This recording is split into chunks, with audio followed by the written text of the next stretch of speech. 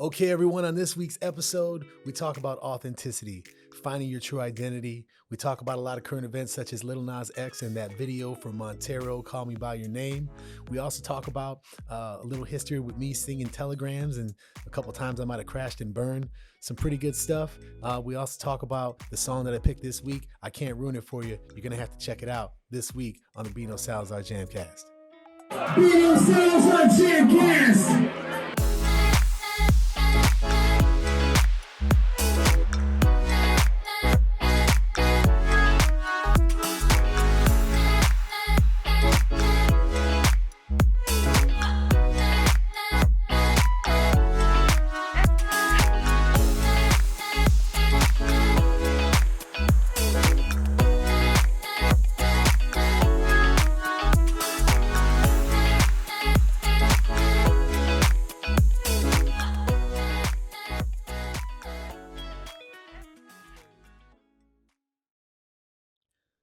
Music is the inspiration that drives us all.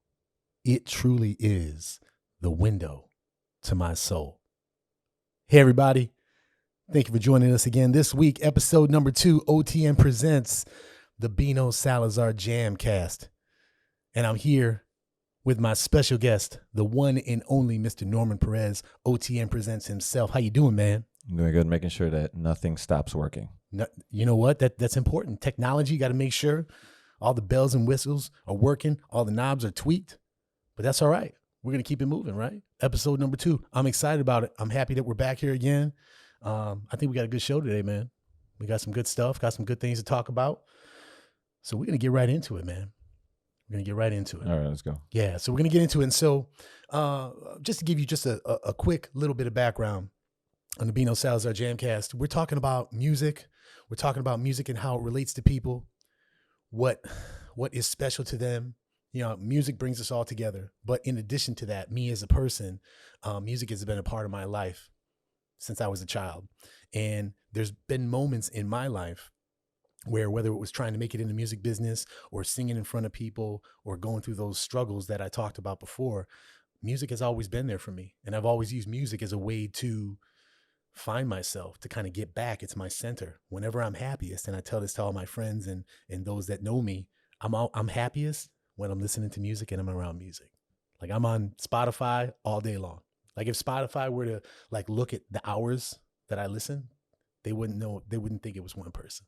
Like in the car on the way to work, driving home, doing stuff around the house, all that stuff, listening to music nonstop. So music's important to me, but so the show, I want to use music as a way, as a vehicle to talk about all these things, to inspire, talk about important topics, where I'm at in my life. And if it can inspire one person, I think we did our job, man. And so just warms my heart talking about it. You know what I'm saying? I feel warm. You feel warm and fuzzy? I'm warm and fuzzy. All right. Then I did my job. All right. So, today I want to talk about, identity. I think it's important. I think it's important as a person to know who you are. I think it's important to, as you start to get older and figure out who you are, what you stand for. You ever see those people and, everyone has people in their life where you're like, man, that guy, I like that dude right there, because when you see him, what you see is what you get, right? Everybody always looks up to those types of people. They call it like it is. They keep it real. They say what's on their mind, like Tony Montana and Scarface. I tell the truth, man, even when I lie. Never watched the movie. You never watched Scarface? I'm really bad with movies. Man, this is going to be a problem, man. I didn't know. You may not be qualified to be on the show with me if you haven't seen Scarface. Is that why you have me handcuffed? That's what. Yeah, I got him handcuffed because he was scared. He didn't want to do the podcast with me here, but I handcuffed him under the table, and he's actually been handcuffed since the last episode. We've just been feeding him water and giving him peanuts and stuff. I appreciate it too. The doggy bowl was really nice. You know what? It's the little things. I just wanted to keep you ready to go. So yeah. So being true, having a strong identity, telling the truth even when you lie, right? It's something for me. I can say it and it's funny, but that's been tough. That's been hard for me. Growing up, figuring out who I was, and then wanting to be a musician and an artist, and then you start trying to do it for money, and that's when things start to change. You can be an artist all day long, and I've told this to people that I've given advice to. If you're an artist and you are drawing if you are a musician, if you are a vocalist, do your art, be true to yourself. But once you decide to monetize it and make money on it, the game changes. It's like this podcast. We can do what we want to do, say what we want to say. We get to the point of monetization, we're going to keep it real. And that's something that we committed to, right? Yes. Yes, I concur, doctor. I concur. Exactly. So, once you decide to monetize something, that's when it gets different. Then are you really doing it for yourself anymore? Or are you doing it for other people? Are you doing it to sell records? Are you doing it for clicks, for ads, for followers? Social media is real big about that right now. You can think about social media. Everyone is so accessible now. You almost have to be a branding expert before you do anything. Like with an Instagram page, Facebook, YouTube, everything. You need to almost take a class on branding to make sure that what you put out is consistent, because people will call you out. And I think now the average person, even like young kids, they know whether someone's being legit, real, or not, right? It's so true. Even when we put the podcast together like this, we did our research and we looked out there and we're like, hey man, when we want to speak from the heart. We want to keep it real, no filters. No filters. No filters, right? Because you can also have filters in what you do and what you say. And so I'm gonna give you a perfect example, and then I'll bring it back around to my life and my career in the music business. So this video that's been out, what's it been out, like a month now? Lil Nas X, Montero, Call Me By My Name.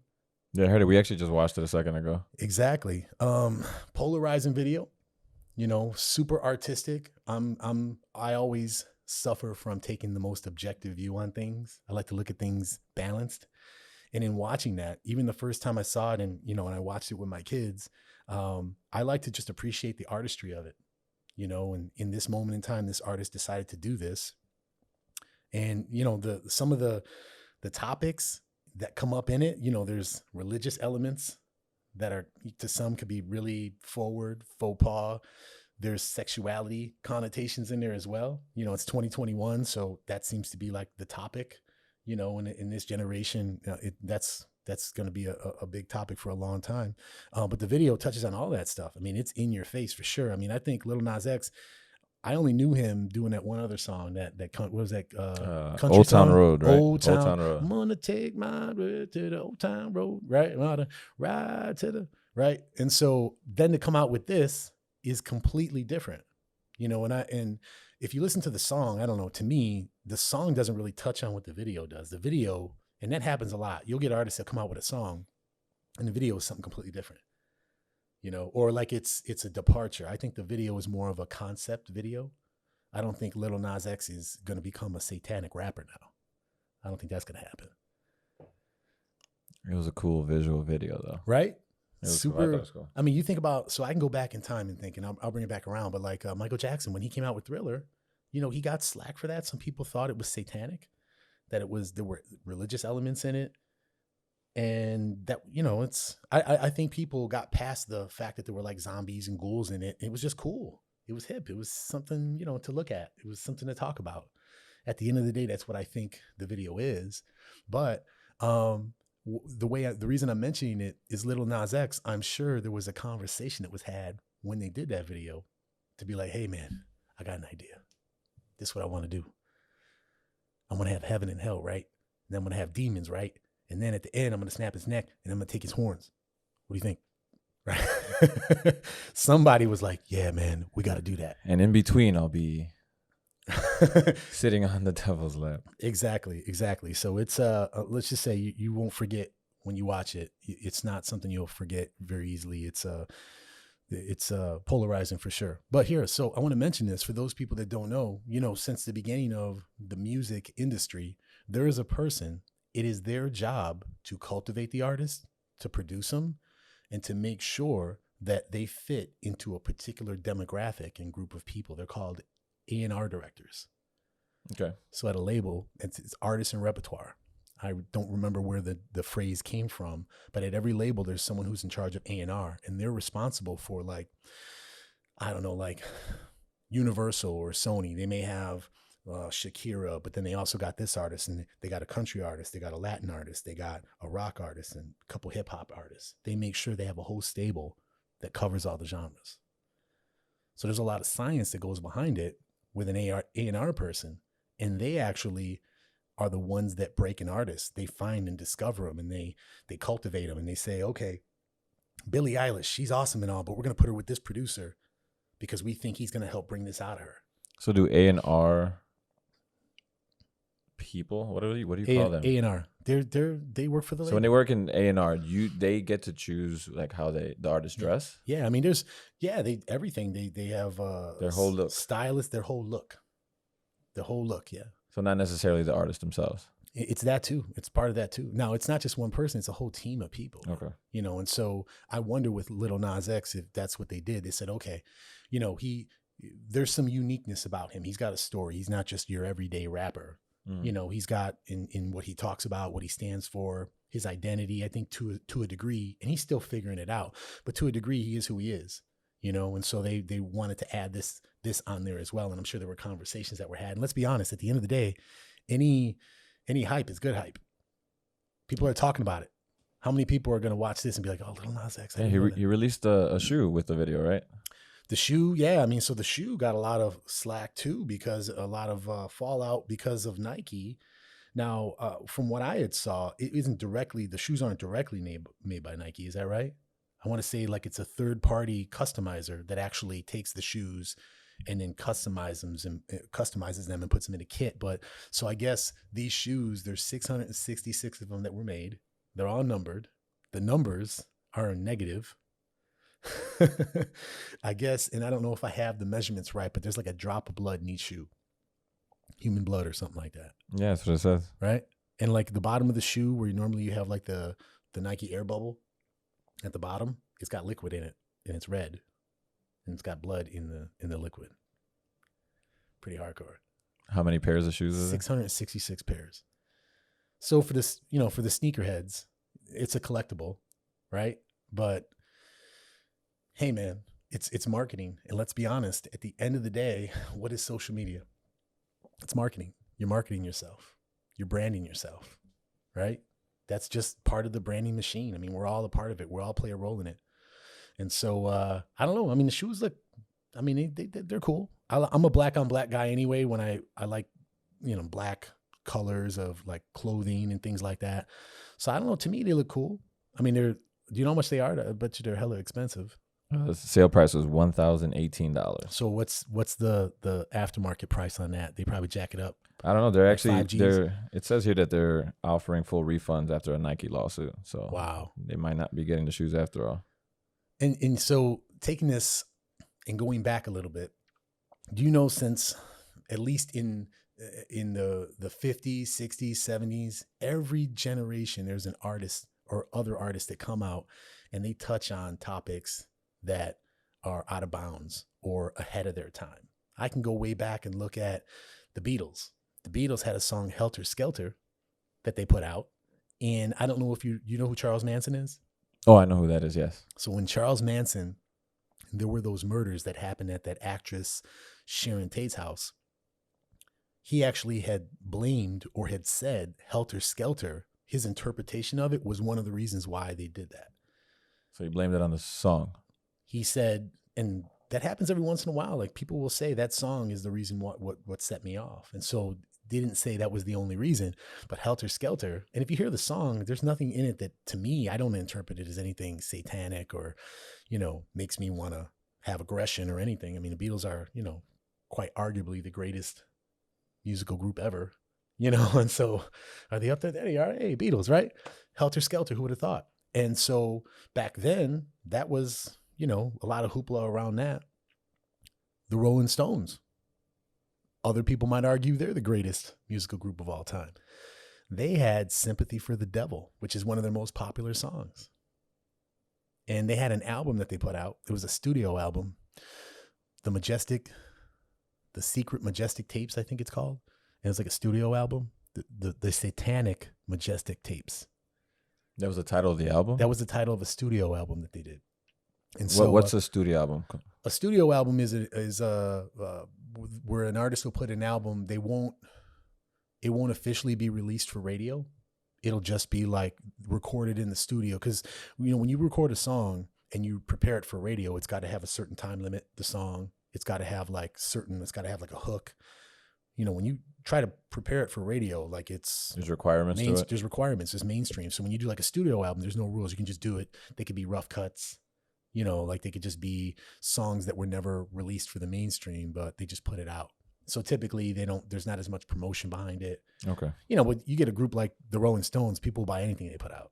Yeah. You know, so like, yeah, it was a studio album and it was the satanic, I'll get the exact name before the end of the episode. I got here in my notes, but yeah. So like Sympathy for the Devil is one of their greatest songs, Rolling Stones. And you know what, they think about that in the 60s and 70s, you know, you're talking about that stuff, you know, the Charles Manson. I mean, the Charles Manson murders, Sharon Tate was a popular actress. I mean, that was in the news headlines at that time. So every generation or so, you get artists that come out and they touch on, they stretch the boundaries of what's appropriate and what's acceptable, right? Satanic Majesties. Satanic Majesties. Yes, that's the name of it, right? So look at, you know, I see Lil Nas X. You know what I see? In a different way, he reminds me a little bit of Lady Gaga. In just like what he wears, it's like so out there. There's an artistic style to it. He's got like purple wigs and crazy things like that, right? And so I can, you know, when I look at artists, because I've you know, not just tried to appreciate it, I'll look at an artist and say he kind of reminds me of, like, he's got like a Lady Gaga vibe to him, but then he also has like a Madonna vibe to him. You know, and you know, so you can see artists, and that's how A&R artists, that's how A&R directors and managers think it labels. So case in point, when I was trying to get a record deal and I put together demo tapes, the feedback that I would get was vocals on point. You sound great, but we don't know how to market you because you look Hispanic, but you don't speak it, but you try to sing R&B music. So what group is going to buy your stuff? And what are we going to do with Carlos? Yeah, exactly. Right. So it's like, it's one of those things where it's like, so they're looking at it from another perspective to say, okay, and this was before Ricky Martin, right? So Ricky Martin had come out when he had came out, he was on the Grammys and everybody was talking about him, but this was a year or two before Ricky Martin came out. So who do you have as a reference? I wasn't Julio Iglesias. No. Right. I wasn't Mark Anthony. No. Right? No. But then think about it. If you weren't doing Latin music, but you had a Hispanic look about you, and I know that's how I look, who do you relate me to? Who do you say, oh, well, he's like that? Or he's a different version of, he's a soulful version of this. It's atypical. Now you could probably come up with a lot of examples of that stuff, right? But so I always ran into that. When I would try to pitch my demo, I would get feedback and they're like, okay, well, what if he dyed his hair? So that was some feedback that I got. And one of the pictures that we put in the other episode. Oh, yeah. Blondie locks. Someone came up with the idea. All right, well, let's try to like bring down his Hispanic look a little bit. Let's dye his hair blonde. And this is like 97, 98. So this is before Eminem. So I was doing the blonde before Eminem. So Eminem ripped me. Claiming the blonde claiming look. it. The blonde look was my look. Now, so so I got the picture. It was a horrible experience, man. 4 hours in the chair. I got, dark hair. And like the night before, I was scratching my head a ton just because I was like itchy. And then the next day I had to go sit in the chair with all the ladies at the salon, 4 hours, and they were bleaching my hair. And I was like in tears because it burned so much. And the chick was like making fun of me because it was, she's like, why? It can't hurt that much. I'm like, yeah, it burns. So they made you go blonde. I want platinum blonde. And then what did they say? I thought it was a good look. What was the feedback after you did it? Well, okay. Well, you know what? This is actually feedback I got, man. I'm telling you, it is vicious in the music business to try to make it. So I understand, trust me, I understand when some artists are like, hey, I'm going to sell out, or, I'm going to do this because it's going to help me sell records or whatever. Like, I had feedback and I did it when I took my headshots. One of the A&R people had said, because I have beauty marks, right? Yeah. Can you get your beauty marks taken off? Taken off? Taken off. Like surgery? Surgically removed. Enrique Iglesias used to have a huge mole on his face. Yeah, I remember that. He had that taken off. That thing was like front and center. Like there's no makeup to cover that thing. It's just part of like, so I got this, it's just, it's what it is. It's part of who I am, right? But early on, I would get that feedback. And so what that started to do is, and I'll be honest, man, I was young. I didn't really have all the coping skills I have now. Hearing that stuff, it messed with my mind. Because then for sure. I'm like, okay, what? Like, I didn't choose to be like, now I embrace why I am who I am and where I came from and my influences. So did it make you self-conscious when they told you that? Super self-conscious. I'm like, man, I'm overweight. I got moles on my face. I got to dye my hair. And so then the kicker, and this is where it gets really crazy, man. I'm telling you, man, I went down a dark path for a while where I'm like, man, I don't know if I want to do this. You really got to be strong in who you are. It really makes you question who you are. So I'm half Hispanic. My dad's from Mexico. I'm half German and Welsh. My mom raised me. So I don't have, as I get older, I'm starting to gravitate more towards my culture again. But I don't have a lot of that. And so I can't speak it. No Spanish. I can't roll my R's. Man, if you give me a word in Spanish and I'll try to say it. Like roll the R and I'll try to do it. Carro. Carro. Give me another one. I want to learn. Hey. Recuérdame.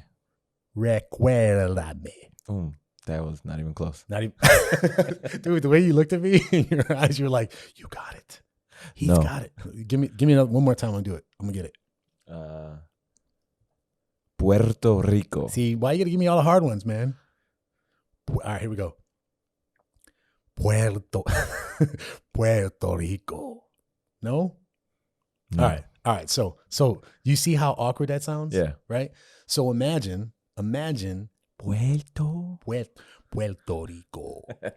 I'm going to get it. Honestly, that's a bucket list for me. I'm going to do that. I'm going to learn Spanish and I'm going to get it. I'm going to share it with the world. Back to what I was saying. Spanish songs. So someone had said, well, Ricky Martin had come out and he did Living La Vida Loca. Yeah. Upside, inside. He's shaking his hips, basically like completely ripped Elvis. Like if you see Ricky Martin when he first came out, like the moves and everything. And even in the song, he kind of did like the, hey, baby, straight up Elvis rip, which is cool. Ricky Martin. I didn't even think about that. Anyways, so Ricky Martin had come out. So in the music industry at that time, it was like this big Latin explosion. So I thought, man, this is it. Now people are going to embrace how I look. And they're not going to be intimidated and be like, okay, we can put him, we can do like some pop music. He'll mainstream, whatever, right? And I was already like a couple years trying to get a deal. So they started hooking me up with a couple producers, start doing some songs with like Latin influence. And still with the blonde hair, or were you back to normal hair? It might have had blonde. I only dyed it one time and it started growing out and I had such a horrible experience and it was painful. Never did it again. There's pictures of me with it growing out. But I also have other headshots where I just had my regular hair. I got like short fade, shaved the little rewind and pause button mustache I used to have. If you see that thing, it's like it looks like got the little tiny left and right, got the little pause button in the middle. It's pretty dope. But anyways, I shaved all that off. So I looked a little bit younger, looked a little more pop, and started doing some Spanish Latin influences in the music. And we're talking like there's songs that just had like a guitar beat that was, Latin influence, like that type of vibe. Songs that just had like one word. Like I did this one song one time called No Dinero. And it was about, hey, baby, if you love me, it shouldn't matter if I'm broke. Now, was it Spanglish, like Spanish and English, or just Spanish? Just the one. No, it was in English. I was singing in English, but then I did that song with Mike Dunn. I talked about him last podcast. Legend in house music, and he did this track for me. And I did this song. Ain't got no dinero, but I know what you really need. I'll show you te amo, baby. You will see that I'm all you need. You actually rolled your R on dinero on that one. That was pretty nice. Ain't got no dinero. Yeah, that actually sounds. See, I can do it. Fine.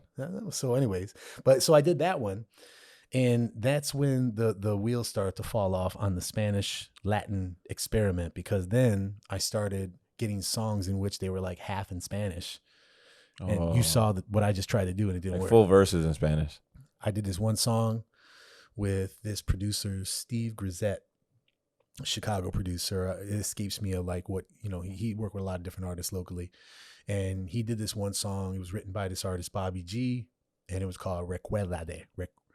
Help me? Recuérdame. Recuérdate.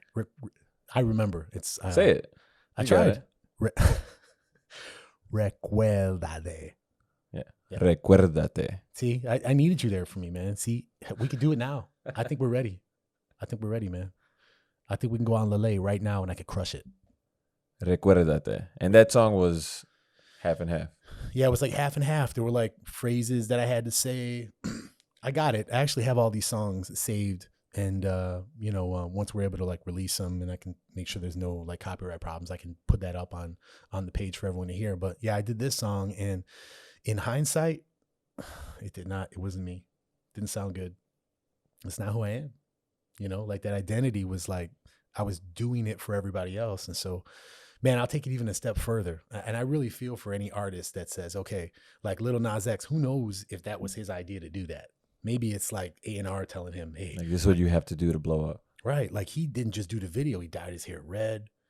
He's got all like the red and black on. And it's a complete different vibe from his previous stuff, right? So you don't know whether it's him or it's label or what. But so remember I was telling you that I used to do commercial jingles? Yeah. So wait, do the McDonald's one again. We love to see you smile. So you're back in jingles. Yeah, so I'm doing jingles, and so I won't say who it's for, but they had me come in to do an overdub and do some talking for I'll just say a food chain. Seafood chain. And they were selling like shrimp, right? And so they're playing the video, and I go in, and we're talking like this is like a major agency I'm doing this for, right? There was a reason why I was able to get the opportunity, but big paying gig. I go in there and they have a coach, like a producer, and he's like, all right, man, these are the words. I know you don't speak Spanish, but you just got a cool vibe. So just give him your vibe, give him your personality, and I'll just take care of the rest. Man, I was in there, I told you that one spot I was in and out like half an hour. Yeah. I was in this one for 3 hours for a little commercial spot because I couldn't say all the words and put it all together. So they were coaching you through. They were coaching me through.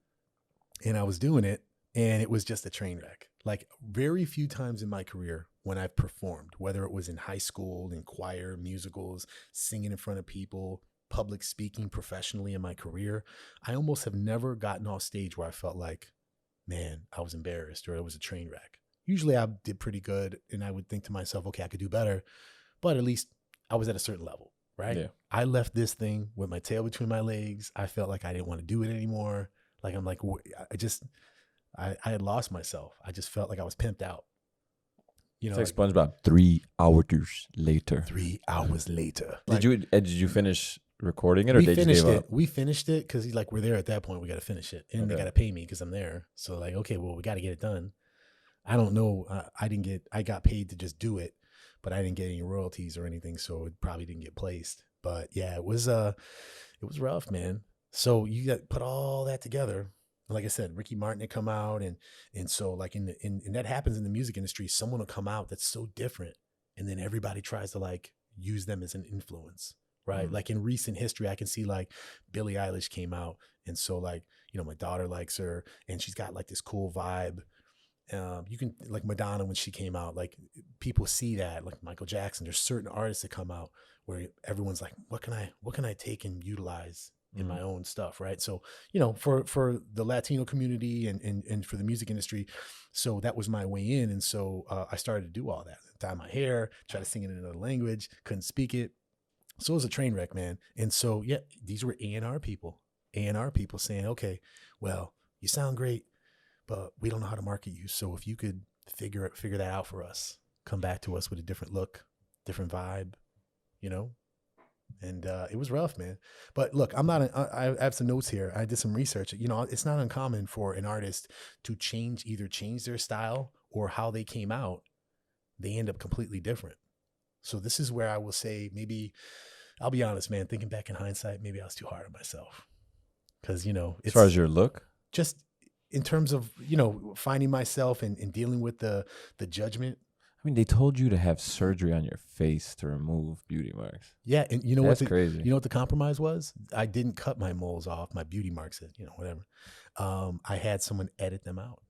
So I have headshots where I have no beauty marks on my face. You just photoshopped it? I'm like, I ain't cutting them off, man. You know, so just well, this is before Photoshop, but Okay. I had actually went downtown into the city, and there was this guy, and he actually like had this fancy eraser, and I had to pay him like hundreds to erase all my moles off my face because it was too ethnic. So weird. Crazy, right? Yeah. Yeah. So there's a lot of artists that have come out, and either this is how they came out one way and then transitioned to a different style completely, wouldn't even recognize them. And there's other artists that tried to do it, and it just came off like not authentic, right? So the first example that comes to mind is Garth Brooks. So I don't know if you're a country person, even if you're not, you know. Recently. Okay, so But I don't know Garth Brooks though. not recently. He's not as famous as he was, but in the 90s, in the early 2000s, there was no bigger country artist than Garth Brooks. Like he still holds like all kinds of like records. Okay. Uber rich. In the middle of that, while he's at his peak, he decides to do a rock album. And the rock album, I think it was called In the Life of Chris Gaines. Like country rock or just rock? Like rock, like Matchbox 20. Okay. Yeah, that's what comes to mind. But I don't remember any of the songs on it. But yeah, so it was not received well. I think people felt betrayed. Like his fans, his following. Yeah, I remember reading, they're like, we want Garth Brooks back. Like we want The River, we want all the songs that he, you know, all these hits. We want that. We don't want a rock album.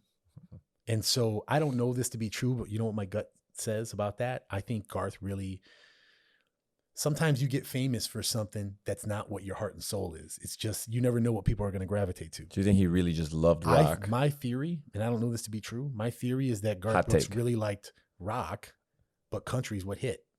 So he did country, and this happens with artists. And then after a while, like, well, I'm going to try to hit him with the rock because that's what I really want to do. You know, like But you'll see like bands will get a song that they're famous for and get tired of singing the song because that's what the fans want to hear, but they want to do their new stuff. Sounds good. Yeah, and they Sounds want right. to do like the songs that weren't there. You know, you think the songs that most fans know are the songs that are on the radio. You know, like for a song to get on the radio, it's big money. So it has to pass, like everyone has to sign off that that's a hit song. And a lot of times the artist isn't the one that gets to dictate that. So they're cool that that's the song that got people in the seats when they do their shows. But the stuff that's their heart may not be the stuff everyone knows. It's like one of the biggest frustrating things of like musicians. And I've talked to people about this. Like you'll go to a show and you'll see an artist and they'll do their favorite, like they'll do their new album and no one knows it. And then at the end for like 10 minutes, they'll play all their like number one hits.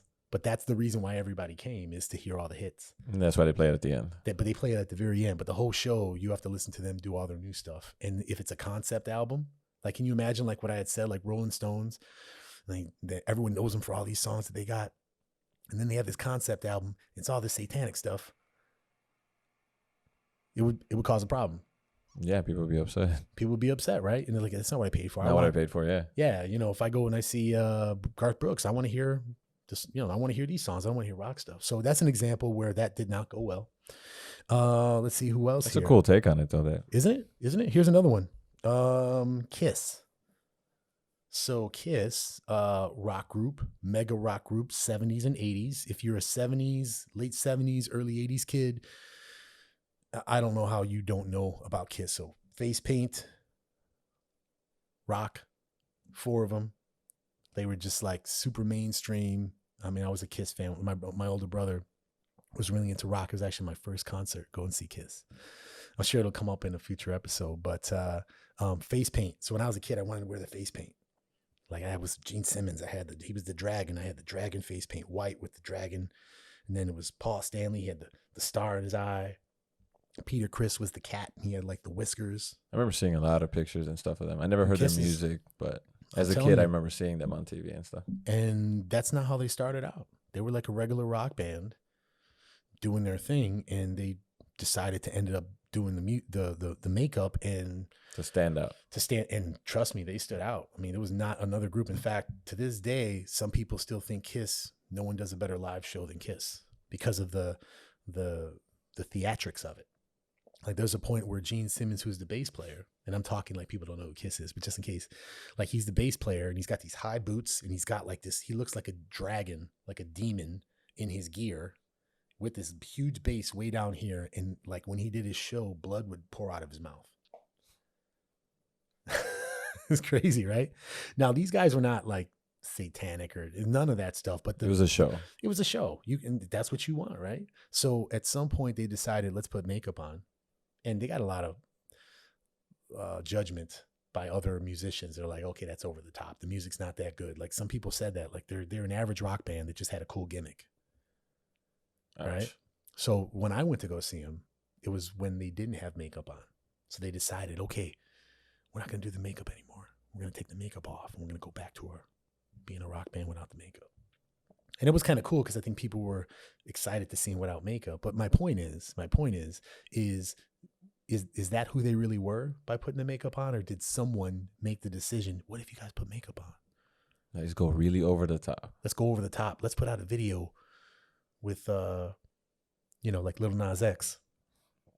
Right? So when I talk about it like this, it doesn't sound like it's that much different than any other time in music history, right? It's not that big of a deal, but there's other people pulling strings. I'm telling you. And when you involve marketing and the dollar and monetization in anything that you do, there's someone that is going to get that check that makes those calls at the end of the day.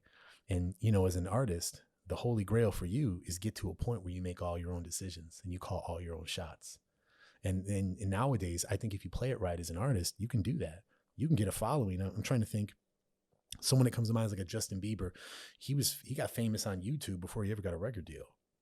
Like he was putting out videos and getting a following behind him. And I'm sure there's a lot of artists now that do that. If they're smart, they get a following first, and then the label, because now the label doesn't have to decide whether or not whether you're an actual artist that has a following.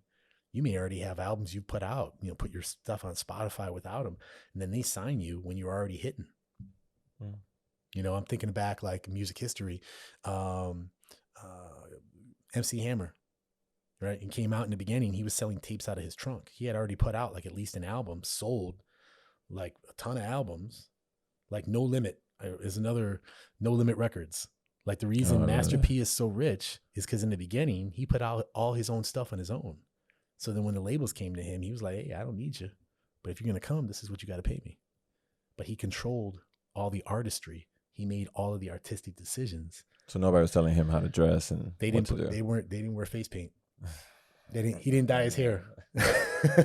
Right? So hey man, it's a cutthroat business and it's tough. And you got to go through the ringer. But there's a lot of artists. I can look back and think about like Bee Gees. When the Bee Gees came out, they didn't sound anything like, when you think of Bee Gees, you think falsetto, disco music. They got tied to disco music so much that when people were burning records of disco music back in the day, you didn't know about that? No. So like in the late 70s, early 80s, there was this movement where people hated disco music. They didn't want to hear it anymore. It was like done. And so they were burning records. So I think I saw this like on VH1 or something, at one of the stadiums, like a baseball stadium or something. I'm sure it's online. Someone had said, like, disco sucks night. Bring your disco album and we'll collect them all. We'll burn them on the field. That was a movement. It was a movement. So Bee Gees got attached to that because they were known for like disco and stuff, but that's not how they came out. They came out completely different. So they changed their kind of vibe. And so you wonder who, and so now when you think of the Bee Gees, like they run parodies on Saturday Night Live with Justin Timberlake, kind of doing a parody of their voice with the falsetto and all that. And is that who they really are?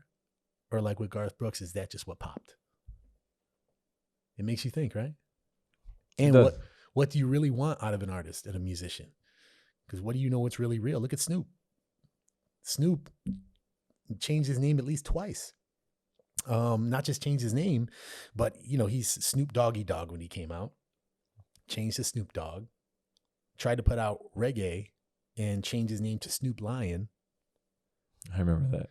I definitely remember that. And I like reggae, so it was cool. But is that what he didn't do anything with it since? Was he really doing it for him, or did he have like an A&R person or like a manager going, hey man, I think we need to switch it up a little bit. I think we need to we're going to rebrand you as a reggae artist. You already smoked the weed. You already smoke. You already got that vibe.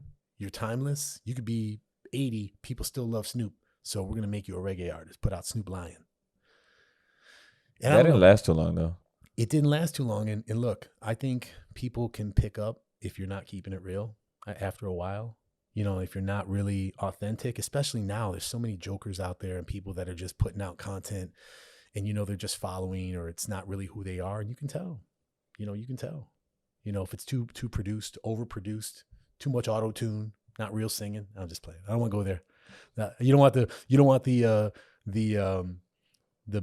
vocal purist coming out talking about auto-tune. It's a part of It just reminds me of T-Pain. Every time anybody says auto-tune, I just remember T-Pain. Blame it on the juice.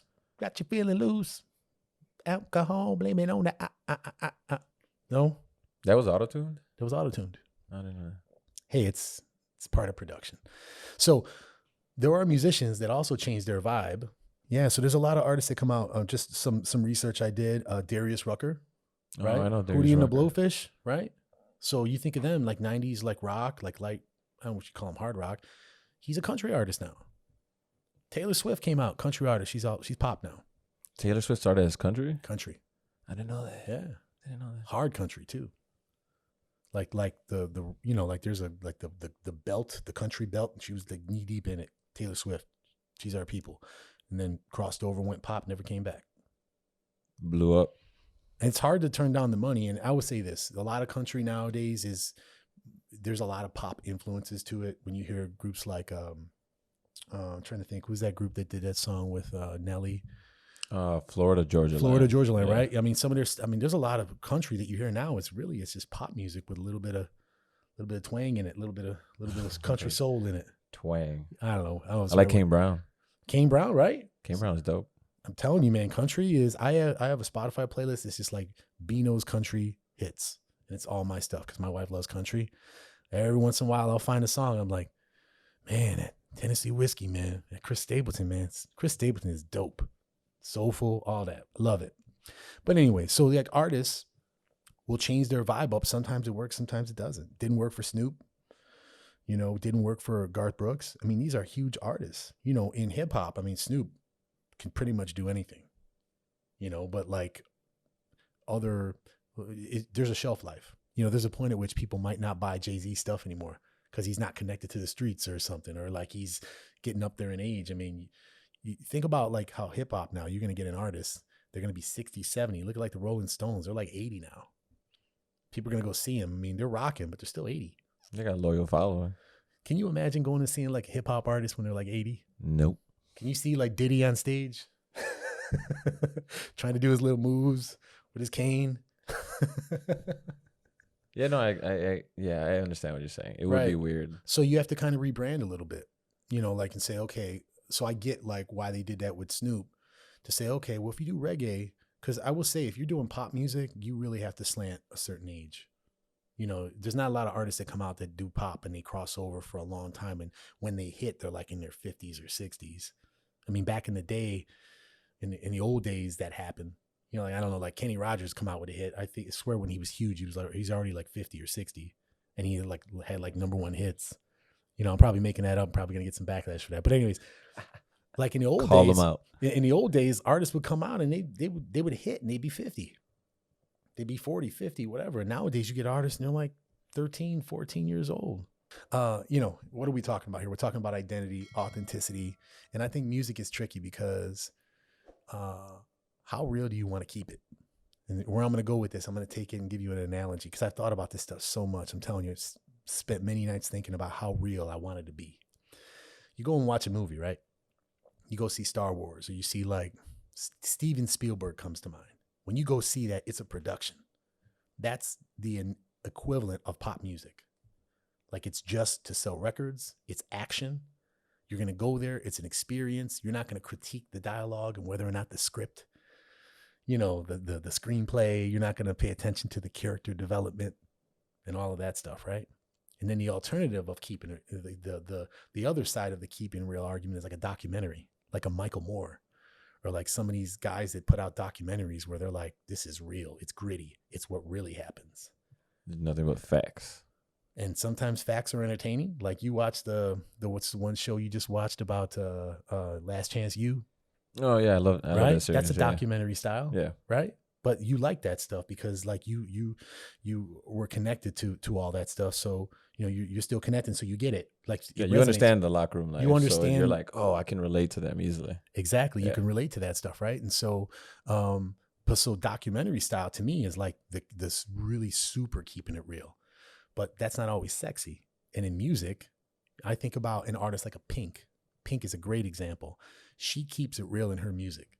When you hear Pink, she talks about like hating people, not having a good day, the world sucks, but I'm going to make it through. Like, she's not all negative. It's just, it's like Eminem. Like when he raps, like he talks about like his relationship with his mom, his ex, his daughter. And it's like it's drama. Like life, it's real. It's real life. I think nowadays people relate to real life, but sometimes people just want to hear a good song. Like there's days I just want to hear some Bruno Mars jamming, singing.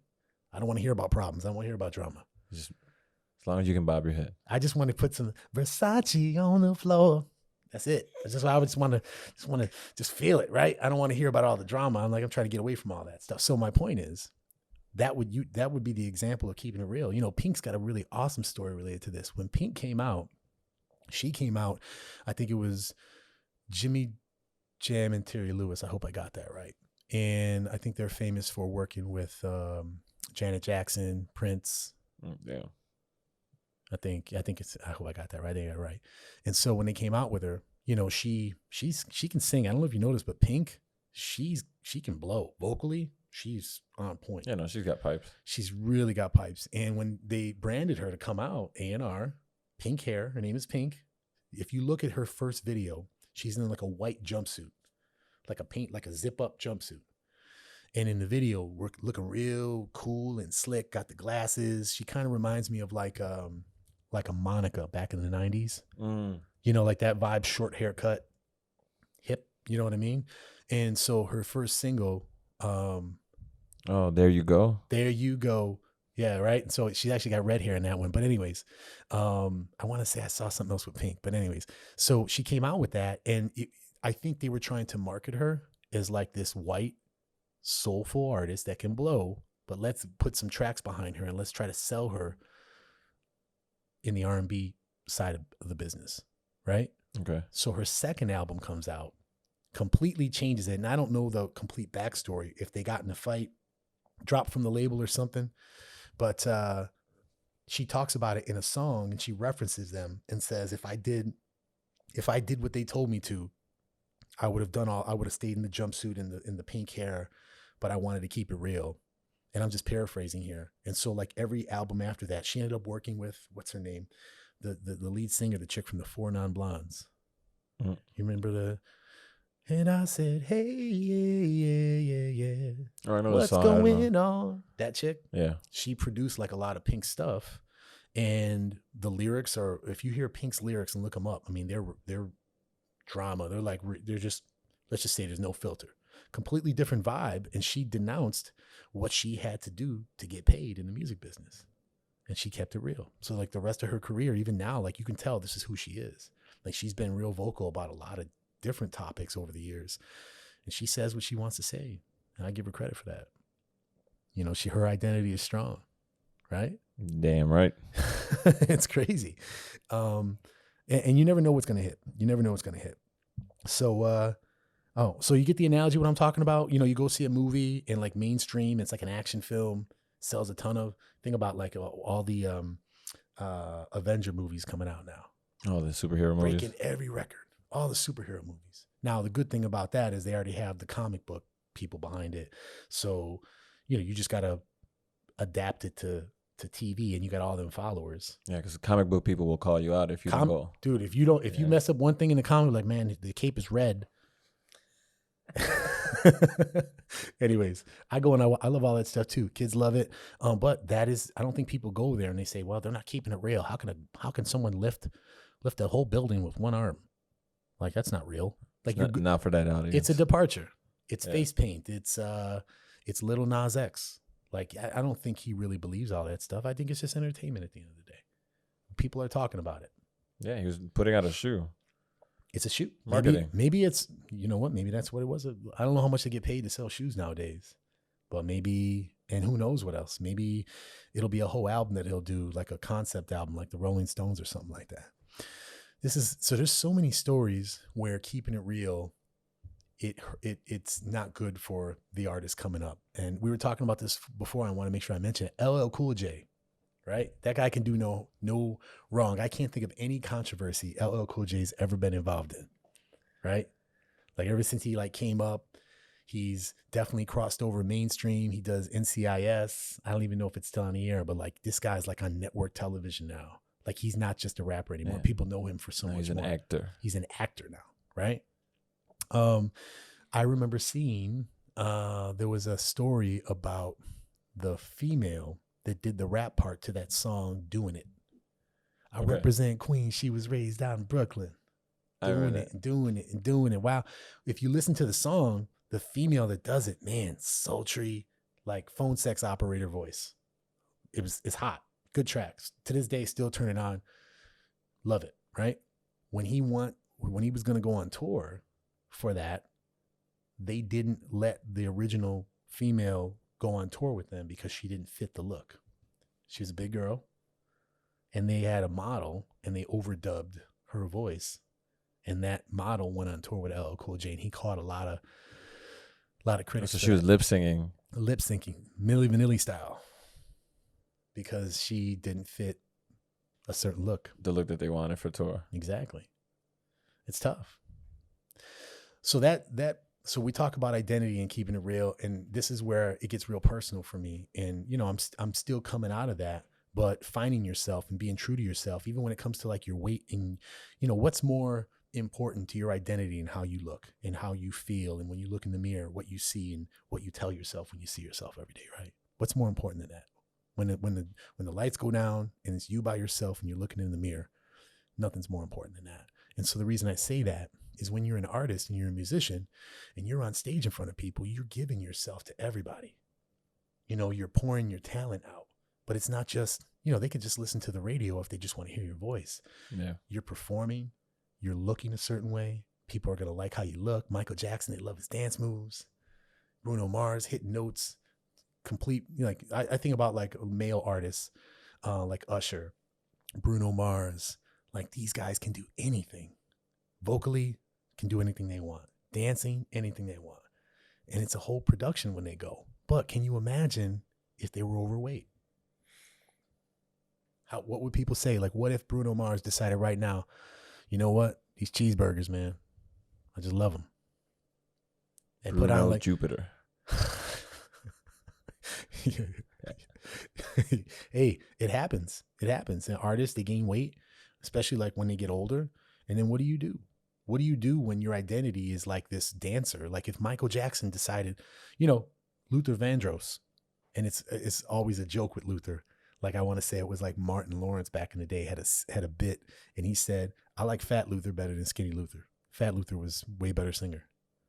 And so he like cracked jokes about it. But like this is a person. This is like someone struggling with their weight, and they're on stage in front of the public eye, in front of people. And they're the butt of the joke. Right? It's crazy, man. You look Kelly Clarkson. I was reading way back that with American Idol that she felt pressure to lose weight because she started to put on a little weight, and she got, she said, "Hey, this is who I am. I'm not gonna just lose weight because you want me to. I'm happy in my skin and I'm comfortable. And if it doesn't fit what you want, then maybe we got to figure things out and go in a different direction." So while she was on American Idol, she was a lot smaller. When you see her in the beginning, yeah, I mean, she was younger. You get older. If you're not, and look, my health is a huge part of my life now. We do CrossFit, we work out, I eat well. I don't drink pop. I don't eat sugar. And I've gotten back to all that stuff. But if you don't, just because you're a musician and you're an artist, doesn't mean you're good at nutrition. Doesn't mean that you work out if you're not putting an album out. What do you do in the downtime? Partying, popping bottles, 3 a.m. That won't help. Burrito joint. Yeah. Right? You put on weight. And so, yeah, so she, and I'm not going to assume why that happened. There's a lot of artists that happens. They put on weight. I'm trying to think of other artists that, Elvis Elvis for a long time. You know, I grew up with Elvis in my life, and I'm sure we'll talk about that stuff one day a little more in detail. But like Elvis, near the end of his career, man, he was the butt of a lot of jokes because he put on like a ton of weight, and he used to wear these jumpsuits where let's just say you can't hide nothing. The camera sees everything. And so, you know, he's this big dude, and, you know, he didn't look good. He didn't look healthy. I mean, it was a sign of what was to come with him. Yeah, You know, growing up, I drugs. didn't really know who Elvis was. I just knew that there was always like a skinny picture, and then there was the big picture. Yeah. So like, do you like, see, here's the thing, like the Luther thing, skinny Luther, fat Luther. Do you like skinny Elvis and like the Elvis impersonators? And let's just say I have a connection to Elvis impersonating and Elvis impersonators. It's a whole subculture. But do you know, like, they actually will say, well, when you impersonate Elvis, do you impersonate the young Elvis or the old Elvis?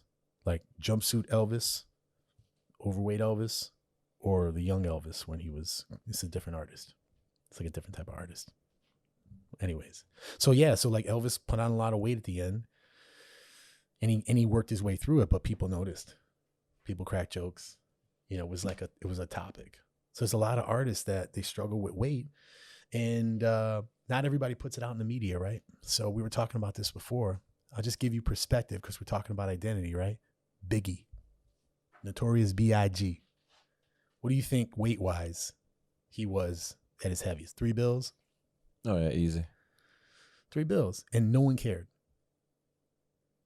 And he would have lyrics. I think he's genius for this. His lyrics, he would own it. Yeah, he would poke fun at himself. I don't know if he would poke fun as much as he'd be like, look, yeah, I know I'm ugly. I know I'm big, but I'm still sexy, and you know you still want me. He would kind of say it like that. Black, ugly as ever. However, he would own it. Coochie down to the socks, right? He would have his own, you know, he would own it. And so, you know, he's not with us anymore. But can you imagine what if Biggie was still here and he just decided one day, I'm going to do the ketogenic diet and I'm going to drop 100 pounds. And Biggie was not Biggie anymore. And Biggie was skinny.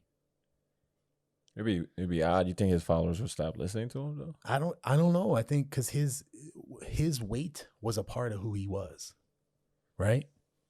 So he's not with us anymore. But Big Pun, like Big Pun is, you know, was 4 bills, 5 bills, like big. You know, he's not with us anymore. But can you imagine? Like he came out. His name is Big Pun. It's a big dude. What if he had lost a bunch of weight? Would he have to rebrand himself? Fat Joe. That's a perfect example. He lost weight too. Fat Joe ain't fat anymore. Nope. What do you do? Just still say Fat Joe? He's still Fat Joe. I mean, to me, he's still Fat Joe. All right. Well, here, I think with rap, it's a little bit different. Because I think rap, you can, you know, especially like Fat Joe, he doesn't wear like form-fitting stuff. He wears like tees, jerseys, big tees. You know, it's kind of like the vibe. I don't know if hip-hop's really like that anymore. They're like skinny jeans more now, I think. I don't know, right? That's changed. It's changed a lot, but back in the day, you can get away, man. I'd be rocking. I mean, I was always in a 3X, but you know, I was. But back in the day, were you wearing like 3X shirts and stuff? No, not me. Not you? No, you were showing it off. No. I was as skinny as this mic stand. Really? Yeah. Just a big head. Did you have the big hair? Head. Did you have the big? Did you look like just a mic? You say you look like a microphone stand? I did. I looked like a microphone. It was just skinny body and then a big afro. So you came up. I gained a lot of weight since I was younger. Yeah. Okay. Yeah, I was teased a lot, so I did the opposite. I hated being small because I got teased and picked on for it. So right. I was like, I'm never getting picked on again. I'm gonna go do push-ups. Right. I'm gonna eat as much as I can. Yeah. So hey, but relating to that, when I was trying to get a record deal, and I told you, people would say once in a while, "Man, you sound amazing. That's awesome. Lay off the donuts. Oh, you know, work out a little bit, and you're gonna be a star." Like, I'm serious. I remember I had an argument with a producer one time. He's like, "Hey man, I don't get you." He's like, "You work so hard, you write, you sing, everything is great, and then you leave the studio and you go to McDonald's." Like, I don't get it. Like, he was straight up. He was like, "I don't get it." He's like, "You're gonna end up ruining your career because you can't get it together." Like because you can't lose weight. Because I can't lose weight. Because I had that struggle, man. At the time, I didn't have those coping skills. And, you know, I grew up, I was always a big kid. And then, you know, when I got serious, I got a personal trainer. I think I got down to like 205, like 18% body fat, which is, for me, you know, I got a big frame. So when they're telling you to lose weight, like, did that push you more towards it was like not just eating? The pressure, you know what it was? All the pressure came down on me. and I just didn't deal with it well. And I started to make bad choices. And then that compounded. And then I just decided, hey, man, I'm going to try out for American Idol, see what happens. It's my last run. And then, you know, if you saw the last episode, you know what happened with that. And so after that, it was just like, hey, man, maybe this ain't for me. I gotta try something else, you know? But so artists sometimes figure it out and they don't put it all out there into the news, but people pick it up. I mean, in recent news, Adele lost 100 pounds. And what's crazy, and you were talking about this before when we were like setting up for the show, she kind of was known for telling her people, hey, just be who you are. Love your body, love yourself. Love your body, love yourself. But I'm gonna drop 100 pounds. And I'm not hating. Be healthy if that's what you want. But she caught flack from her own fans. And see, that's where fans are. It's tough because you're still a person, and you reserve the right to change your thoughts on things or to further evolve your thinking and say, yes, love your body. But if I decide that I want to change my body because I want to be healthier, health is not just about how you look. There's some people I know that are jacked and they're not healthy. Then there's people that actually, you know what? CrossFit's big on that. CrossFit's not about the aesthetic. It's about performance. There's no mirrors in the gym. It is not about. I didn't think about that. Look around. There's no mirrors in CrossFit when you work out. But you go to the big box, the bro rep gyms, there's mirrors everywhere. Everywhere. Because it's about how you look. It's really not about health. And I'm not going to say that completely, but it's marketed towards the aesthetic of it. Look good naked. Look right. And so, yeah, look good instead of actually be healthy. So in Adele's case, I think she was beautiful either way. Like she's just, you know, transcends music. Like she's great personality, how she is, stage presence, vocal, timeless vocal. You know what I mean? She's amazing. She can sing, yeah. She's amazing. Honestly, like if you are like between the ages of 30 and 50, you are in your car singing these songs. There's a fire burning in my. I'm just saying. Like, it's just guilty. He's like, why you got to be a female, man? I was jamming in that car. Put the windows up. Put the windows up and just, I don't care. I'm going to give her a piece of my mind next time I see her now. Anyways. No, I just thought it sucked that she was called a hypocrite. Yeah. I was like, she wanted to make a change. She wanted to make a change. Like, you know, musicians are people at the end of the day. They reserve the right to change. Or there's artists, like, here's an example, Dr. Dre. Remember when Dre was doing, when he was working out real hard, he was like buff? I saw it. It was like on the AMAs or something. He came on stage, winner for this award, Dr. Dre. He comes out, man, jacked like RoboCop, monster. He was a video with him and Eminem. It was an Eminem track. It was called "I Need a Doctor." And Dre's in there doing dips. He's working out like he looks like he's like a lineman, like a DN. That's how jacked he looked in there. Busta Rhymes got swole too. Exactly. So there's an example where they physically change in a different direction too. Yeah. You know what I mean? So anyways, the pressure to do that is crazy. And I think it's I don't want to say it's not fair because I think, and I'll tie it into what I said at the beginning, once you decided to take your artistry and make money with it, even if you're a starving artist, I knew this guy, I have a friend who owns a large club, and when they started, they wanted to go to New Orleans and find this artist. And they want a street artist, and he's going to draw a mural for us, and it's going to be real authentic. They went, and I went with, found this artist living on the street. You ever heard of the phrase starving artist? Yes. Do you know what that means? No. It means keep it real no matter what. It's not about the money, it's about the art. It's like whether they pick you up or not, you're going to still do your way. I would rather be homeless and be true to my art and paint when I want and do what I want instead of you, the mighty dollar, telling me what to do and selling out. So we went and found this guy. He came to the club and he drew this mural. I mean, this guy was like, I'm just going to tell you how real this dude was. The guy would wash his drawers in the sink and hang them on the wall. Starving artist. How real do you want to keep it? So my point is like he did that and we paid him, right? Like for the mural and for his time, you know, he's a professional. I mean, you know, and there's a lot of artists, musicians that you'll never hear of that they keep it real and it's about the love. And it's kind of like when you are an artist, you sign up for that. So isn't that called like an indie artist or independent artist or indie artist? Well, there's a name for it in the music industry where you're independent and I don't know. I think, well, independent just means you don't fit into a genre. And I'm not a political person, but it's like being an independent in politics. You don't fit any of the other groups. So an You go your own route. And it also means you're signed to an independent label, which means you're not part of the major, there's 4 or 5 major distribution groups, labels that put out most of the music that you hear. But if you're signed to an independent label, they're not affiliated with them. And so then they're smaller. So it could be that as well. Okay. You know, and independent labels, those are usually, they take more risks. You know, it's like going to see a movie at the Cannes Film Festival or somewhere where it's only released and it's not nationwide. It's not mainstream. You're not seeing trailers everywhere. You're not seeing trailers. It's not going to have like The Rock in it. You know, it's going to have like people you don't know. It's like something original. You know, it's something different. You know, some people, it just depends. And you look at any type of art, how real do you want to get with it? Do you want documentary or do you want action movie? You know, if you're listening to, so back in the day, I was in a boy band. Boy bands were the example of mainstream cheesy pop, right? The NSYNCs and Backstreet Boys. And the Backstreet Boys and all that stuff. I mean, you know, how do you want to keep it real? Do you want to go this route? Do you want to do like boy band? And guess who sold more records? Boy bands. Boy bands. Paid boy bands, not starving artists.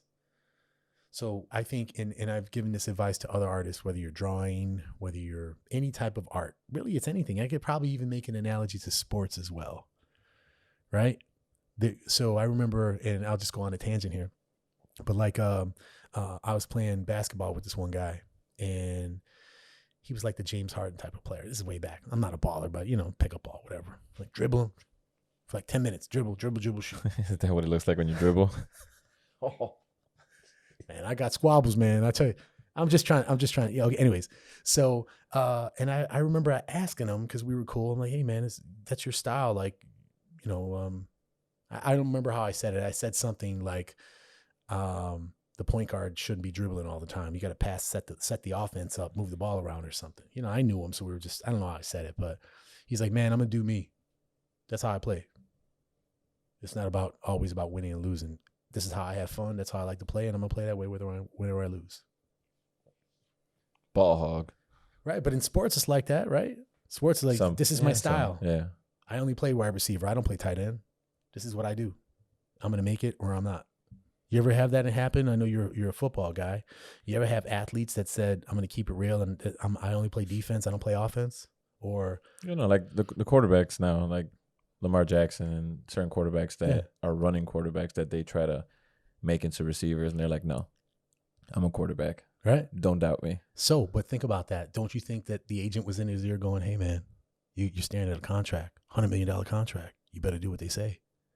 And the agent is getting a percent of that. So, you know, he's going to. Yeah, he's trying to sell whichever contract you can get. Right? So if you're Lamar Jackson, just going off your analogy, what advice do you give him? Stay true? Because he's got a family. He's got bills.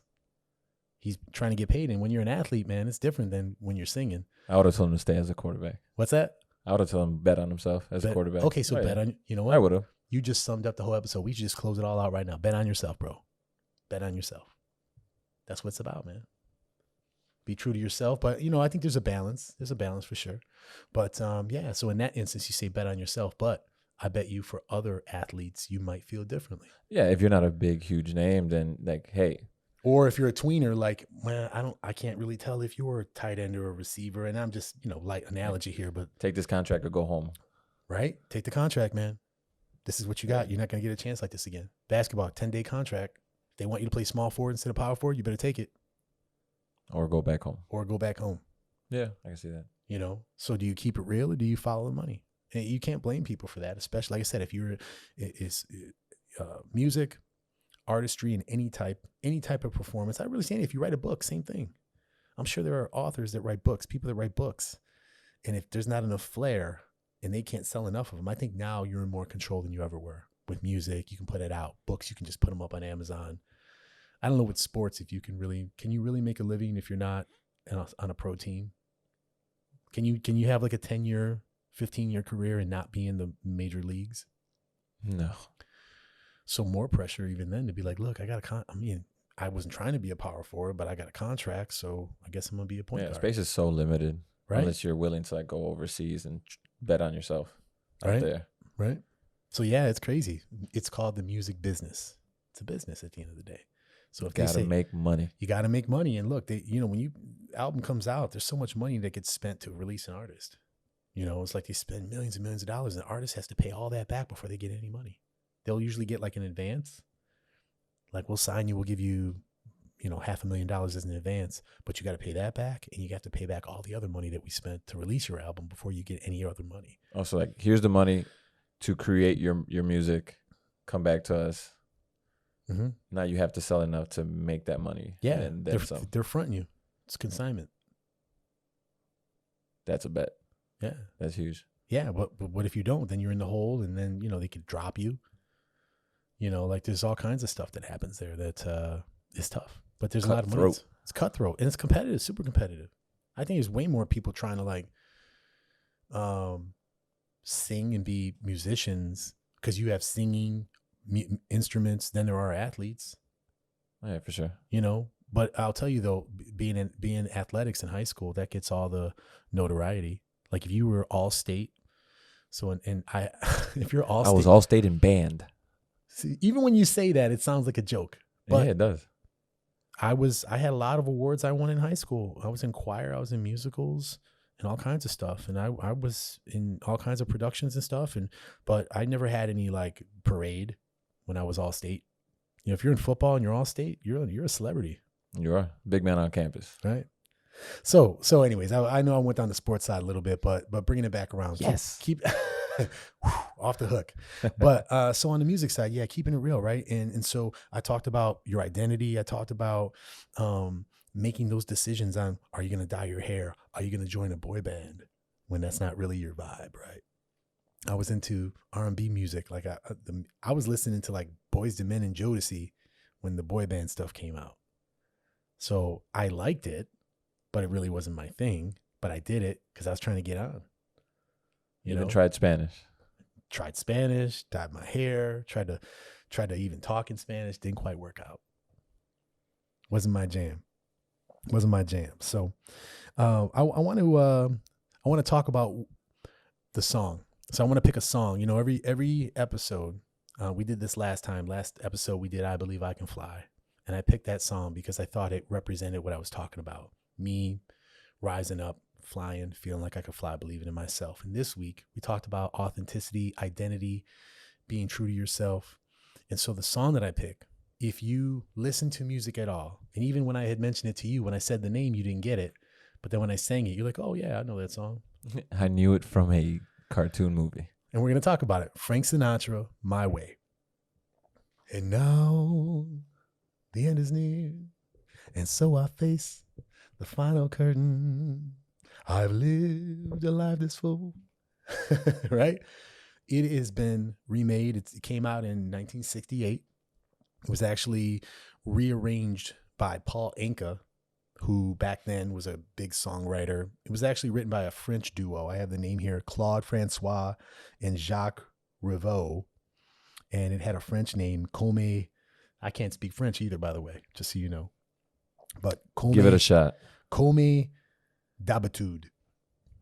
But anyways, it's not sexy to talk about that. But so Paul Anka rearranged it and created it, and originally had written it for himself, and the label decided, let's give it to Frank Sinatra. And then Frank Sinatra did it, and the label actually, I read about this, they didn't want to give it to Frank Sinatra, but he wanted it because it didn't kind of fit what he was doing and the vibe. But in hindsight, that might be the song. When you think of Frank Sinatra, you think of, and all the songs that he have are classic. And this song too, and this is what's crazy. Sometimes a song won't hit, but it'll be what that artist is known for when it's all said and done. This was not like a number one chart song. I think it was in the UK. I think it was like on the UK charts for 40 weeks. That's like the only record it had. It was never number one. Elvis remade it, charted higher than Frank Sinatra did, but was still never number one. It was done by Sid Vicious from in the 80s. I don't know if someone's into punk music. Sex Pistols. Sid Vicious is a member of the Sex Pistols, and he did this song My Way, did a rendition. And in the beginning, you kind of have to know the punk vibe Like he's got this like white jacket on. He looks like he is. That's just his vibe. To me, outside looking in, it wasn't my vibe. He looked like he might have been feeling it or under the influence. I don't know.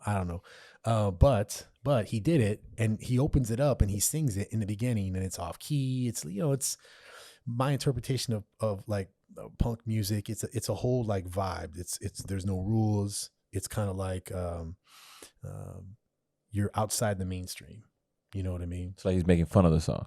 I don't want to say he's making fun of it. I think it's that was punk music. I think punk music is like, look, we're not wearing like collared shirts and we're wearing leather and chains, and we're going to be, it's like a very defiant, this is someone who doesn't really know punk trying to talk about punk music. Yeah. But anyways, Sid Vicious did a version of this song, My Way. You hear the standard, and now the end is near. And Sid Vicious does it. And then he goes into like this whole punk rock like version of it. I don't know. It's kind of cool. It's different. But that tells you when there's a great song that it can be remade in any genre, like with I Believe I Can Fly, and it still stands up. And so it's probably Frank Sinatra's greatest song. Yeah, it never was like a number one song, but a lot of people have redone it.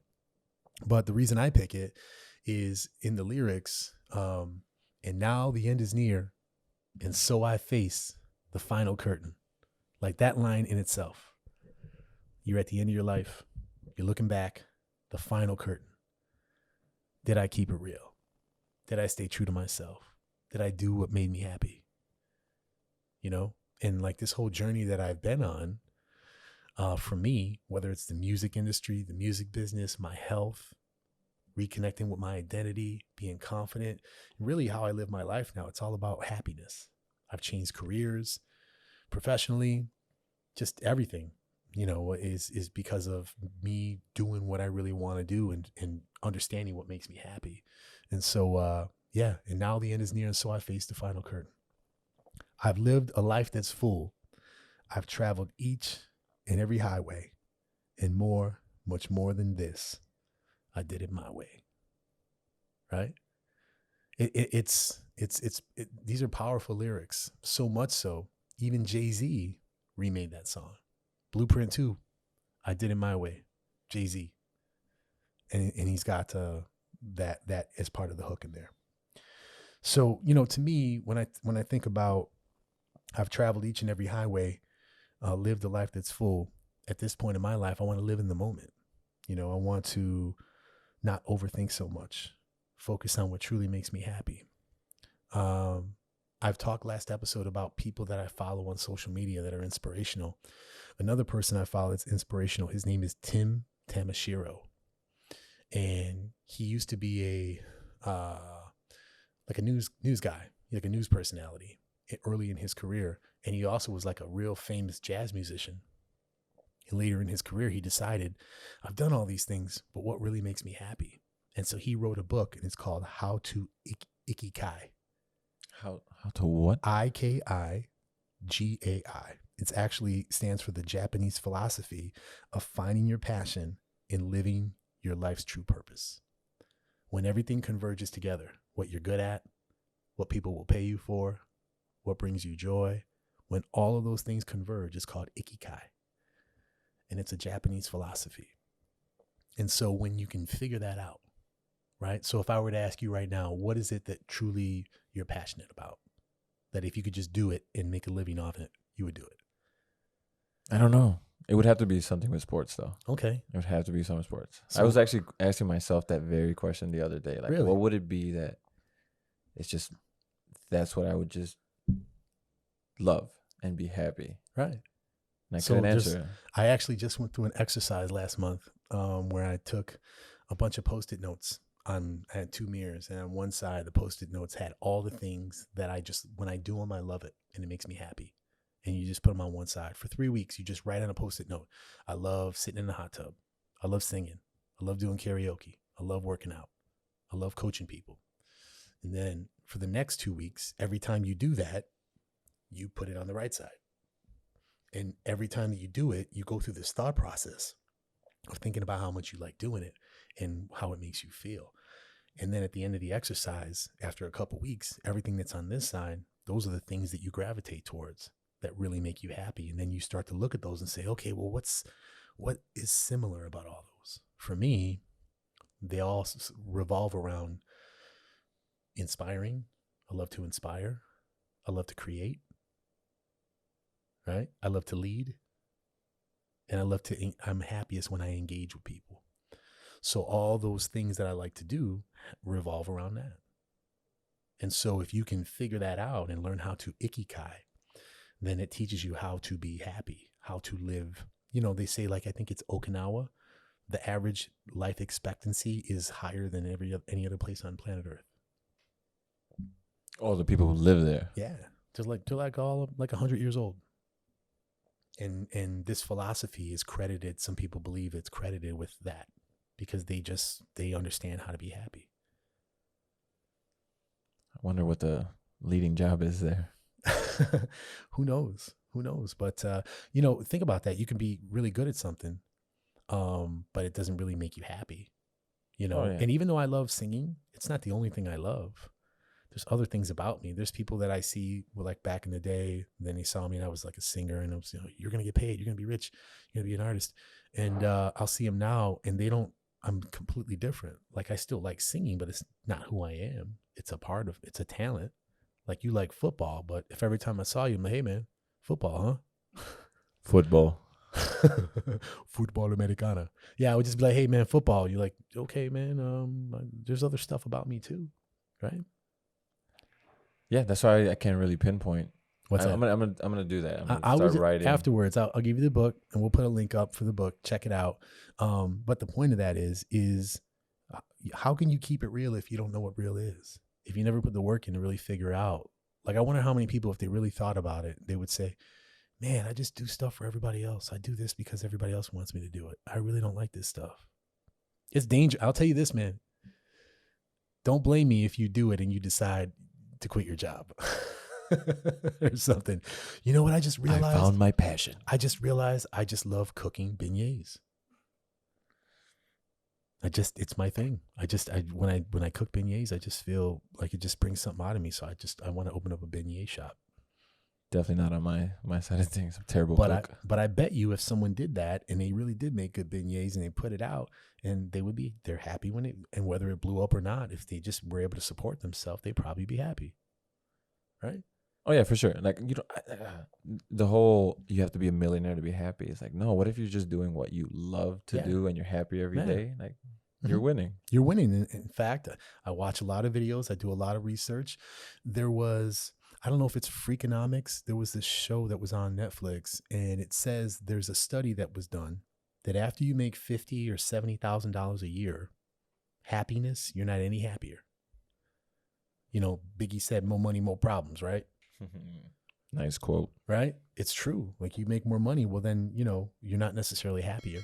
Once all your hierarchy of needs are covered to a certain level, like you're not any happier. So if you're going to double down on the things that you're passionate about that keep you up at night, that, you run to do, like if you love production, you love doing this stuff, and we're just putting this stuff out there, but whether you're getting paid or not, because you like doing it. Yeah. Right. It's not stressful because it doesn't feel like a chore. It's not a chore. And Steve Jobs says, one of his quotes, I'm a quote guy too.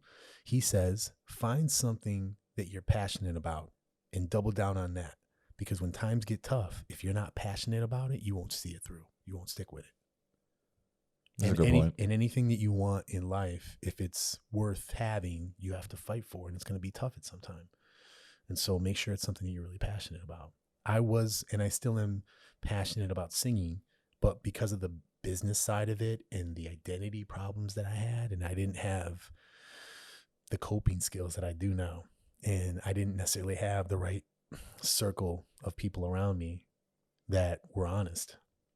I did have a couple friends, funny, off topic here, that I would take my songs when I was done. Like I would record a song in the studio and I'd play it for them and they would laugh. They're like, that's not you, man. Like when I did those Latin tracks. That's good to have though. Well, they joked, but they didn't like try to hurt my feelings. Like, yeah, I did some boy band stuff. And I remember one of my good friends, I played it for him. He's like, man, that's whack, man. It's tough. What do you do? I wasn't trying to sell to him anyway. He wasn't my audience, but you know, that song could have ended up being a platinum song. Who knows? But I wasn't keeping it real. That's not how he knows me. You know, You're playing a role. I'm playing a role. So is it how, you know, an actor is playing a role, right? So there's a little bit of that in music. I don't want to say it's everybody's just who they are. There's a little bit of actor in there when you're singing on stage. You're in front of the camera, right? Yeah, you're not wearing those same outfits at home walking around. Right? You think Prince is what was it, Dave Chappelle skit? Game blouses. Computer blue. Darling Nikki. It's shirts and blouses. It's you and me. It's you against the revolution. Yeah, Prince didn't walk around the house in that stuff. I doubt it. Right? But his vibe, that's a good example where Prince, that's who he was eccentric and special from the beginning of his career. Like everyone knew, like he's just a different dude, talented, right? Can you imagine trying to give Prince advice and be like, hey man, I think you need to wear face paint. You know what, Prince? I think you need to buff up a little bit, put on some muscle or put on some weight, because he wasn't a big dude. He's small. Right. So identity, right? So bringing it back around, I talked about finding what makes you happy, right? Live in the moment, not overthink what makes me truly happy. Ikigai, how to Ikigai. Tim Tamashiro. We'll put it up in the links afterwards. So another lyric, for what is a man and what has he got? If not himself, then he has not. Authenticity, man. I think it's all you have, especially now, is going to be challenged with social media so much because everyone's judging. Yeah, social media is like a highlight reel. And you know what? It doesn't have to be. It doesn't have to be. I think you can share. There's a movement where you'll see people where they'll put up pictures with no filters, you know, like a model that'll have stretch marks intentionally, and they don't hide it. I love it. Why? Because it's real. It's who they are. It's not a filter. So I learned how to do Photoshop and stuff. So I see how much editing goes into a lot of pictures. Yeah. It's just fake. Like knowing that background of it, it's like, man, it's so fake. Okay. And so I love it. I appreciate when I see a raw picture of somebody and like their face has more character. Yeah. It just looks different. It looks genuine. Okay. So what if I said, like, you hear a song and in the studio, the artist, like Lil Nas X, live probably doesn't sound like that. How many rappers, right, in the studio and then they live and then they can't breathe to stay up with, like, Busta? You know, like, I don't know if he can rap. I mean, he's probably a bad example. He's a bad dude. He probably could do it like that. Woman and somebody, you just go, right? You know, it's studio artists and on stage, two different things, but it's highly produced. Auto-tune. Oh, yeah. Right? It's highly produced. And so that's the analogy of a filter, right? So social media is all about that. And we talked before in the other episode about the social dilemma, and you can hack that and have positive stuff out there. You can also choose to follow stuff that's like real, you know, like real life stuff, like people rising above and things like that. So yeah, authenticity is really, really all you have at the end of the day. And it sounds dark to say it, but when you're on your last breath, you know, you want to, at least for me, this is how I think of it. I want to say, look, maybe I didn't get to do everything I wanted to do. You know, you're blessed if you can check all them boxes in that bucket list, but at least I did it my way. At least I made effort. I was genuine with people. If I didn't agree, I said it. Maybe I wasn't an activist because that's not my thing, you know, but I stuck up for myself. I was honest when I needed to, when it was important. And, you know, if I needed to tell someone I cared, loved them, I did it. I was honest. I was authentic. I think it's important. And I'll tell you, this generation now, generations after are going to have a hard time with that because it's all about the like. It's all about the followers. Yeah, it's true. Right? Having kids, I mean, you get to see it firsthand. It's crazy, man. Going through my kids' social media, I'm like, oh, like it's not the real world like that. It's not. Because what is a follower? And, you know, just to kind of give you a little backstory with the podcast, we talked about that. What do we want? We want people to watch the show. It's cool if they follow, if they like it, but we want them to watch it. We want them to get something from it. Yeah. You know, that's where we want to be authentic and we want to be real. We just don't want to say, hey, man, we got 1 million followers, but they don't really like our show. We just play the game really well, right? We don't want that. We're not going to sell out. No. So, I don't know. My artist tip: have a circle of honest people around you. Don't have all yes people. Yeah, no, not at all. I agree with that. Yeah, you got to have people that know you and would be able to, if you lose sight of who you are, they can bring you back. Family's good for that.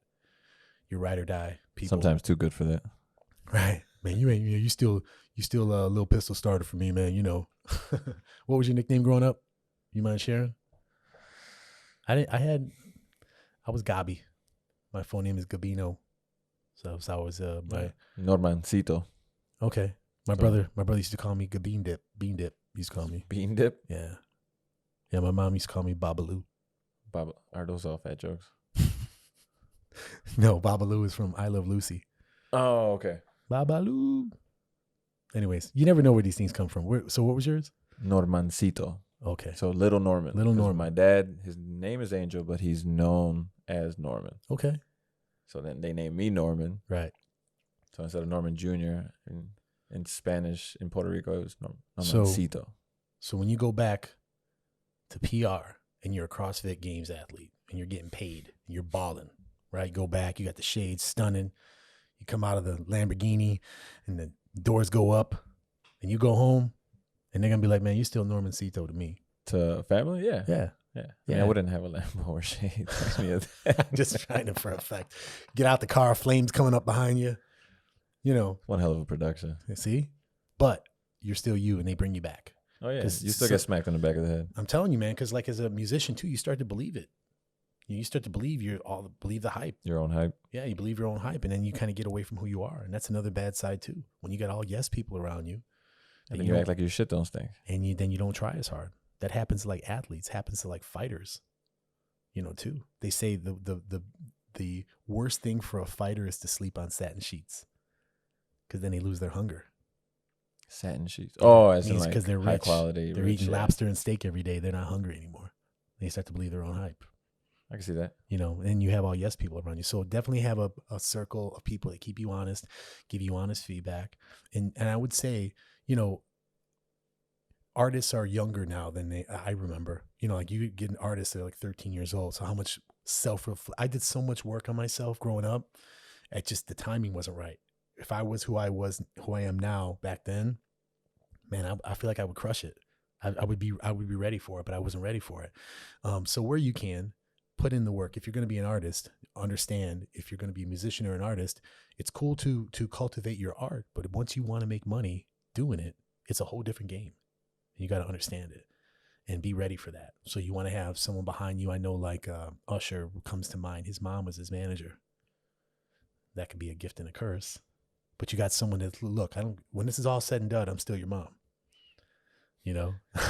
So I don't know how that all ended up working out. But my point is that, you got people behind you that have your back and then, do that work on yourself. And who am I really? And I think as an artist, you should do that a little bit. Like, who am I? Like, genre, you understand that. So what do I stand for? Someone like a Pink, she comes to mind. We talked about her. She knows who she is. When you listen to a Pink song, you know what you're going to get. Eminem, when you hear him, I think his stuff is kind of like not as racy as it was when in the beginning he was really talking about like family problems in his stuff.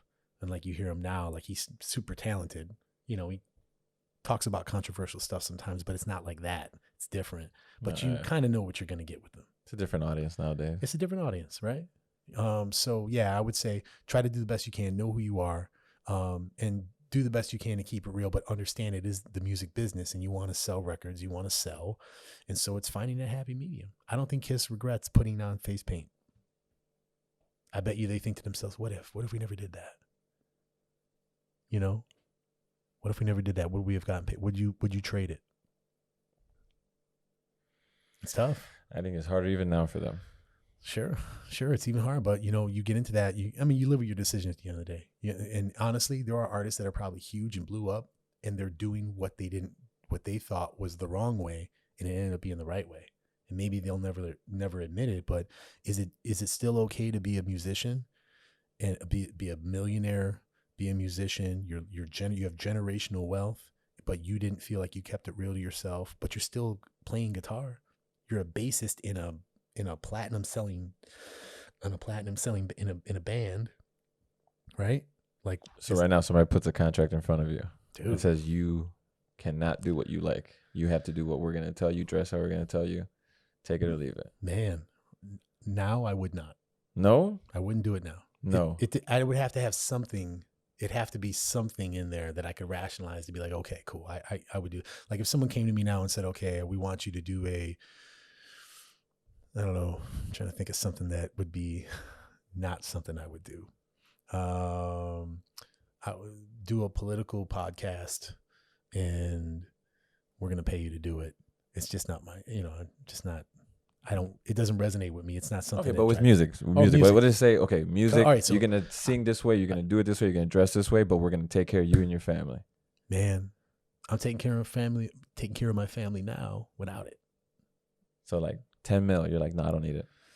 Okay, if they said country, what about you? Okay, Mr. Athlete, what if they said, hey man, you know what? You're so athletic. We want you to play badminton and we want you to play on the national badminton team. We're going to give you $1 million a year. You only have to travel 2 months a year. You're going to do badminton. I would be the baddest badminton player on earth. You would? No, it would be horrible, but I would do it. You would do it? Absolutely. You wouldn't feel like you were selling out? No.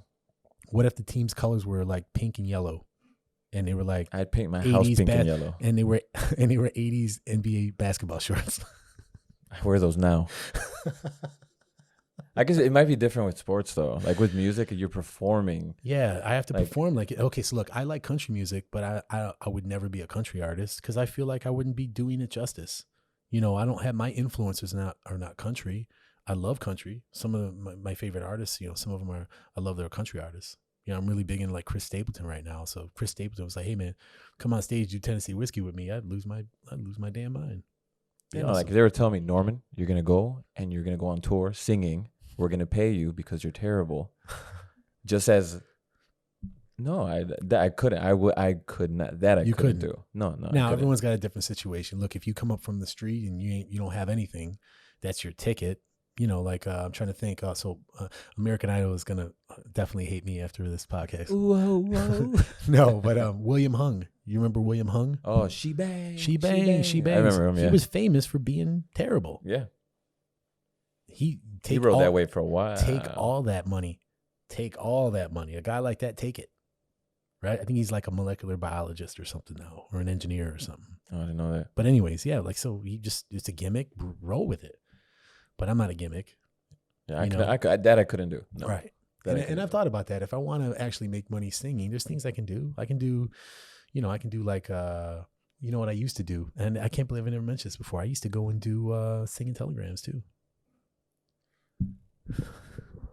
That's going to be on another. He's like, man, you just dropped singing telegrams. Man, I used to go, I had a white tuxedo and then it wasn't my name, but how I was advertised with the talent agency was tall, dark, and handsome.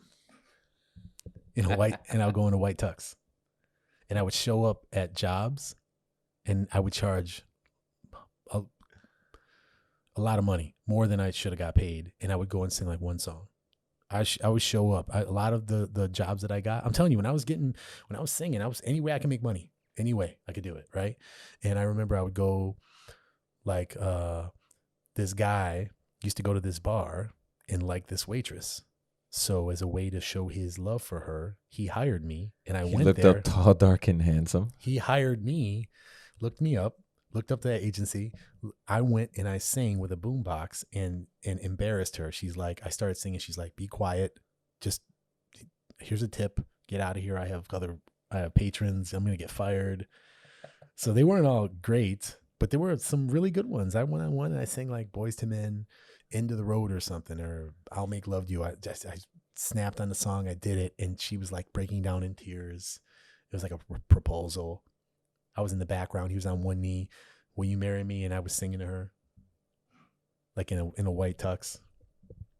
It's pretty cool. Can I be your A&R guy? And we go back to that. I would totally do that again. I would totally do it. In fact, not too long ago, some of my good friends, I sang John Legend, All of Me, while she was walking down the aisle. I saw pictures of that. That was pretty cool. Yeah. Yeah. If I, maybe we'll post that future episode, but yeah, so I would see, that's an example where I can do, kind of do and say, look, you want to hire me, this is what I do, right?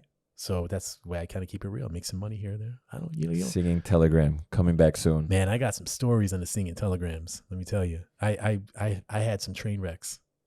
I had a train wreck one time. You ever heard of an artist, Engelbert Humperdinck? He's like a Welsh pretty boy singer, probably in the 70s, early 80s. You know, like he was not on Elvis level with the ladies, but he was a, you know, good looking dude and put out songs. And I remember being hired by like a couple. It was like their 50th wedding anniversary. And he hired me, and I had never listened. I think the only song I can remember that Engelbert Humperdinck sang was, "Please release me, let me go." Yeah, that's it. So anyways, I had to learn 3 songs, Engelbert Humperdinck songs. And I've never been good with lyrics when I sing. It's like a glitch in the matrix for me. I mess up lyrics all the time. My wife hates it. Whenever I sing, she's like, "How did you get away with that? You messed up the whole second verse and just made it up. And no one knew."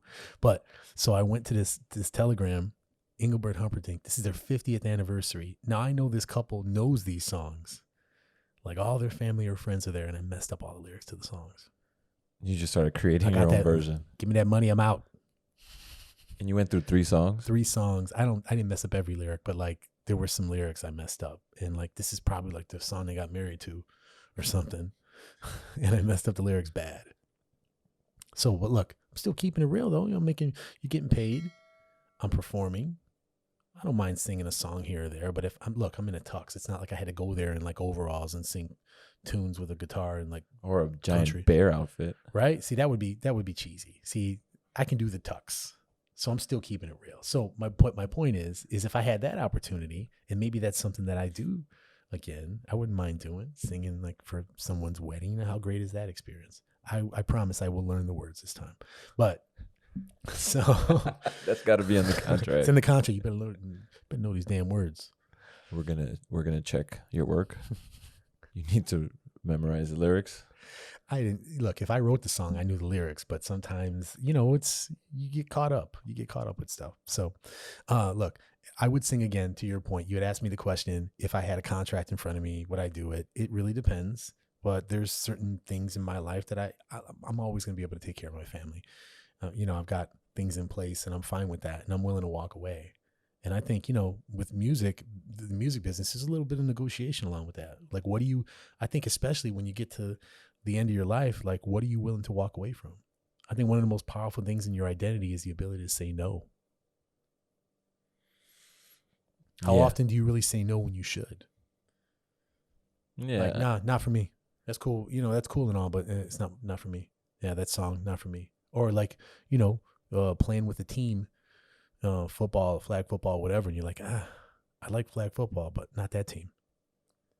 The older you get, the more experiences you get. It's easier to say no after that. Yeah. It's in the beginning. You don't have that. Yeah, let's do it. You just got that blind ambition. Yeah, I would think so. Yeah. So do the best you can with that. At the end of the day, who's going to have that insight in that knowledge and ability to know who they are when they're 13, 15, 18, whatever. But do the best you can with that. I would say if you're going to get into the business, get some classes, get a mentor. It's probably a good idea. A little bit of business knowledge there. Get a mentor in business. That's what they tell you when you want to get on. Bino's tip of the week. Tip of the week. Find a mentor. Chicago's got a lot of mentors, man. There's a lot of people, a lot of artists that are Chicago through and through, that have been through all that stuff, that are accessible, that you can find, everybody knows, like there's people that have put out local stuff. Going to karaoke, there's people I've met in karaoke that are like, have done some stuff, but you wouldn't know. And, you got to get out there and talk to people and connect with the right people and find out what's for you. You got to put yourself out there, especially with social media now. It should be a lot easier. Anyways, find a circle, learn to say no. An honest circle. Yeah. I had a couple album release parties and we gave surveys out to figure out which songs were the hits. Like everybody would pick like anonymous? No, like I would have like 30, 40 people. I think I did 2 demo releases, had people come. We gave out surveys and they picked what song they thought was a hit, what song they thought was whack, They didn't know. I mean, I never put it out, so I'll never know. But they all would pick different songs. You never know. But get feedback and cultivate. I think, after a long career, you know who you are. And every time something comes out, people know what to expect, especially if you have a unique voice. I don't know that my voice is necessarily so unique, but like there's certain people like Luther Vandross comes to mind, Mariah Carey, or certain people just have like Chris Stapleton, such a unique voice. Man, you can put any song behind him.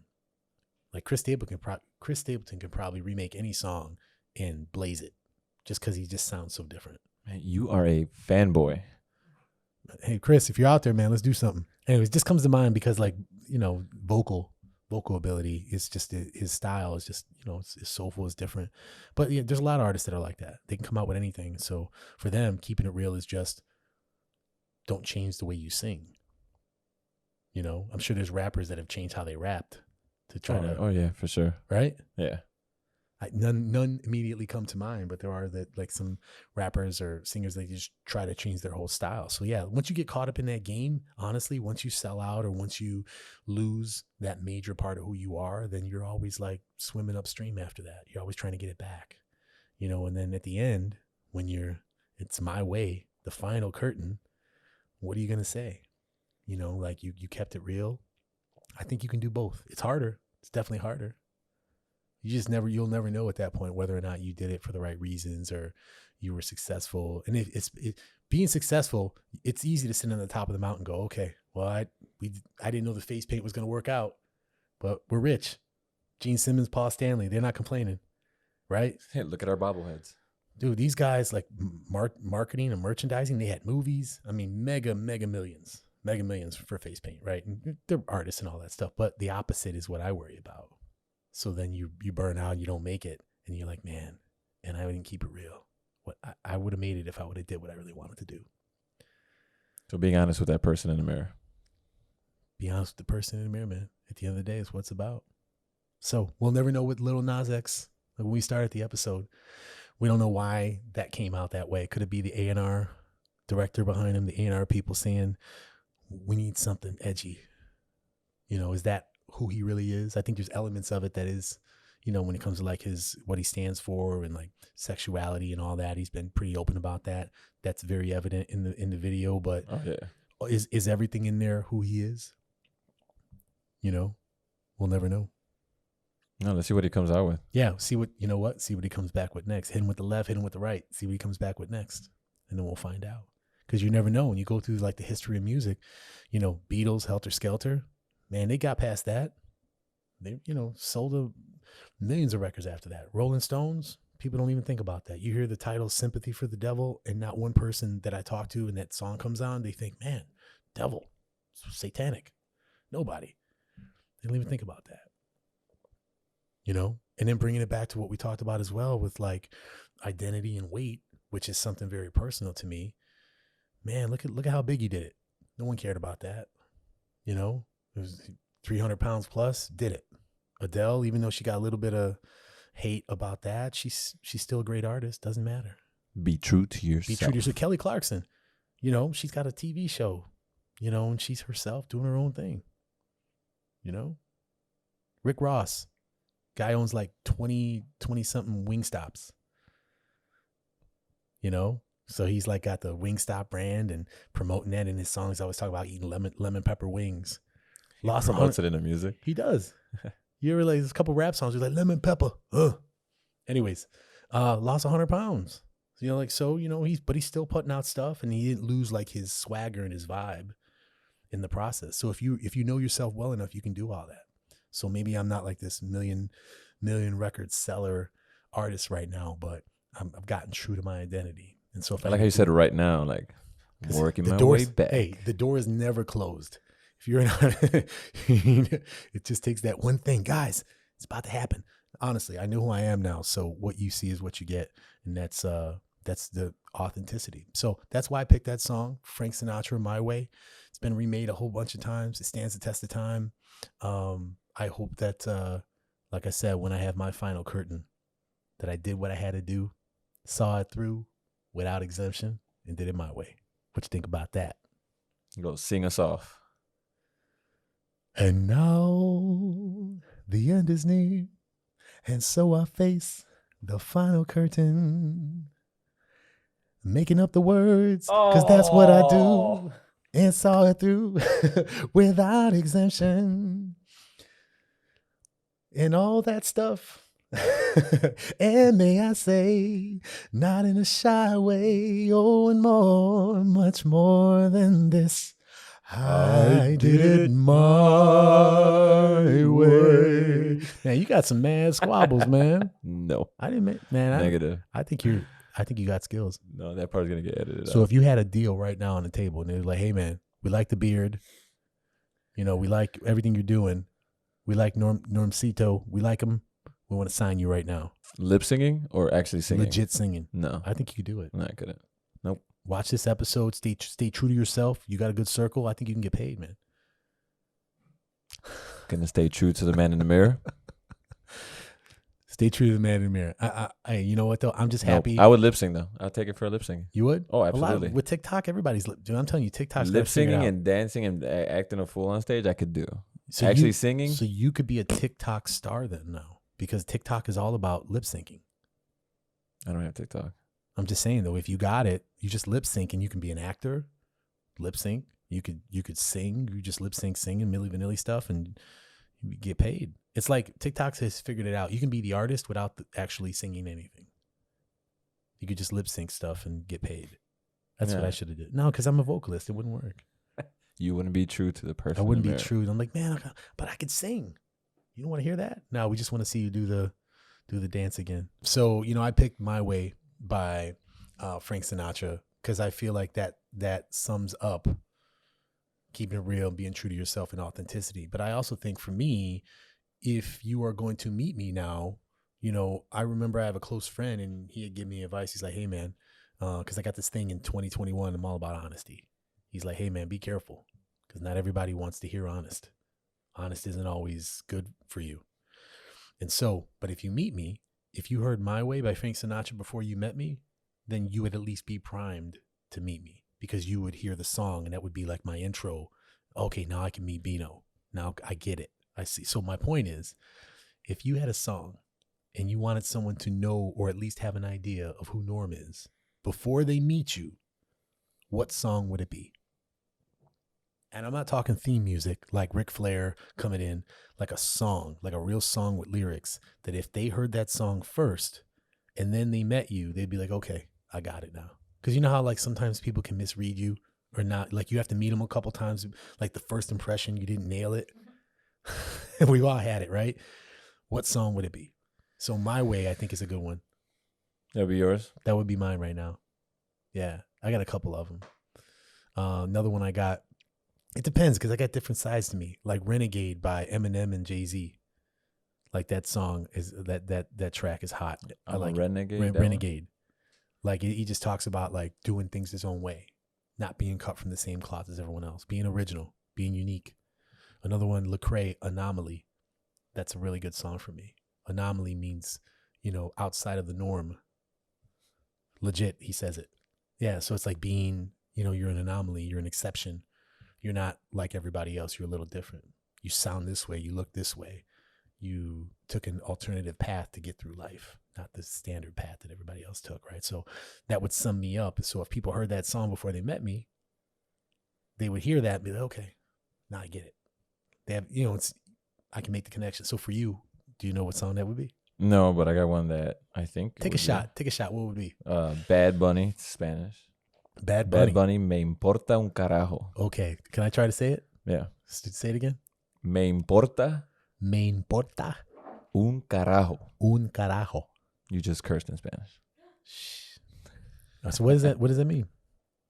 I don't give a fuck. Really? Yeah. Okay, so that's... So it's a song about him doing things his way. Title of one of his albums is Yo hago lo que me da la gana. Okay. I do whatever I want, how I want. Okay, and that's how you feel? Absolutely. So, I would play that in the house and just sit there with your head bobbing. I don't give up. Yeah, like I do things my way. Because I would always try to conform to what everybody else wanted. Like my mom wanted me to study a certain thing in school. You had to dress a certain way. Obviously, we weren't allowed to dress outside of the way our parents wanted to. No way. Yeah, no, we were very strict upbringing. So Okay. everybody's always like, "Oh, you're a nerd. You dress like a nerd. You do this." So I was always like pulled in different directions. Like, what do you got to do to be cool? That's what I would always try to chase. So you had your own identity story growing up. Oh yeah, for sure. I was a huge nerd, bookworm, Yeah. straight A's, always picked on, bullied. I think you're still nerdy now, but nerd is cool. I'm for sure. You do it in nerdy. a cool way, right? We're all nerds. We're all a little nerdy. He said, you do it in a cool way. You do it in a cool way, man. Just tell you right now, you're a little nerdy, but like it's like you're like the cool nerd. No, for sure. I'm for sure a nerd. Right. So Right. So that would be your song. So that's my call to action this week. We'd like to end and ask you guys, you heard the episode. We talked about authenticity, identity. So if someone was going to meet you and you wanted them to get the most accurate first impression of you, what song would that be and why? So that's what we're going to put out there. We're going to come up. That's a cool one. It is a cool one. Yeah. Because it's not your standard question. It kind of hits you. And it's not like who you want people to think you are, like who you really are. Like you can't pick the song like, I'm a beast. I'm a dog. I'm a beast. I'm out there. Oh, rest in peace, DMX. Yes, rest in peace, DMX. Man, there might be a couple of DMX songs that I would pick. I actually have them on the last episode playlist. By the way, all the songs that we talk about, artists and the songs we talk about, are going to be on Spotify on playlist for this episode. But the last Link in the description. Link in the description. But the last episode I actually had, because I Believe I Can Fly. I had Let Me Fly, DMX in it. Let Me Fly. I grew up, DMX, one of the first albums I bought with my own money too. Really? Yeah, it was Bone Thugs and Harmony. Bone Thugs. All the stuff that my parents did not allow me to listen to.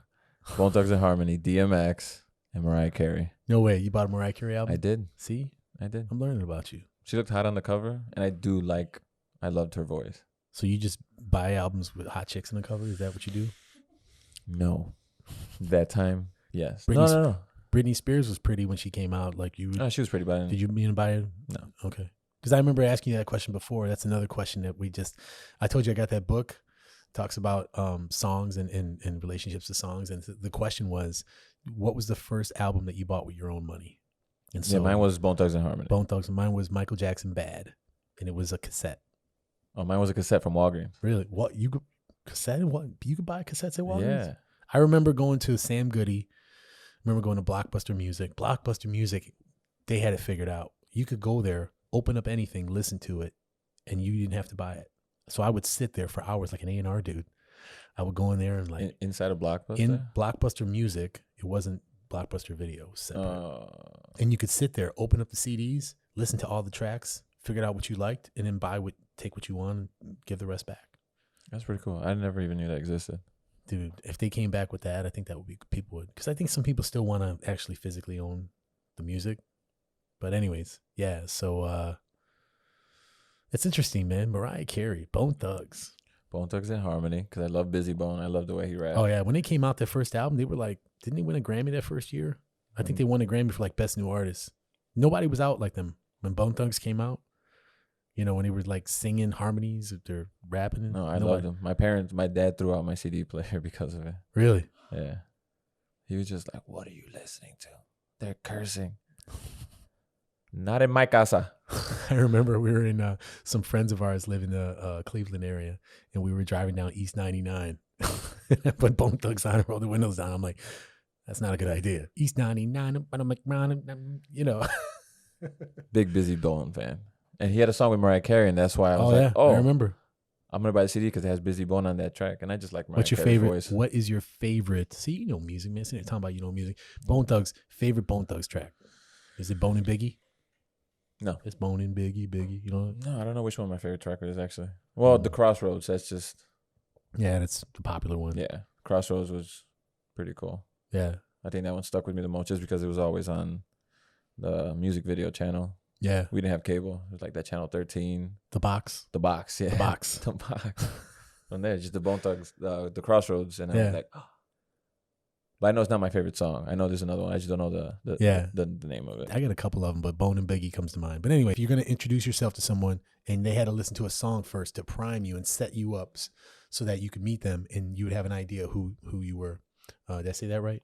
Your real life theme song as you're walking that's a up to better somebody. way. Yeah, I said it in a lot. You said it in less words. Your real life theme song, but a song with like lyrics, not like just an instrumental. Like Ric Flair came into the. No, see, nobody's gonna think that way. You don't think so? No way. Is that just because I'm a nerd? No, just because you know wrestling and you think theme song as in a walkout song. Not Right. a walkout song. Not a Your walk. theme song. Yes. You're walking up to somebody Like and Shaft. this song plays as you're walking up to them. This is how they're gonna get to know you. Yep. Yes. I wonder what people would say. Surprise you. Like some people would be like, yeah, Britney Spears, I'm a slave for you.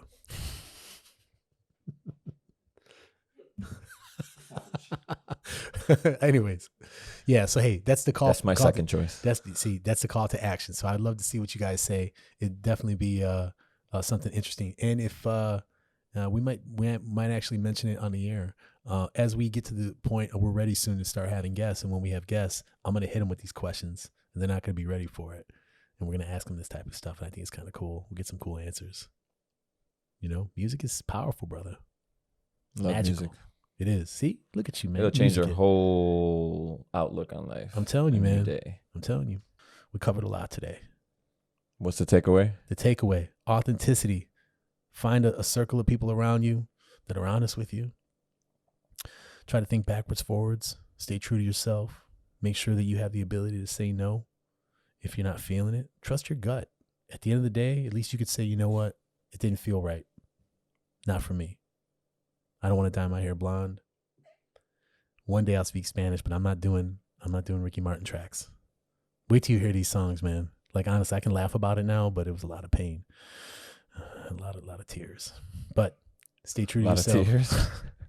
Identity, authenticity. Stay true to yourself. At the end of the day, when the lights go down and the curtain comes down, the final curtain, you only have yourself to look at it in the mirror, and you want to make sure at the end of the day that you did it. You did it my way. Did it your way. Your way, not your way. You know what I'm saying. Jesus, this guy.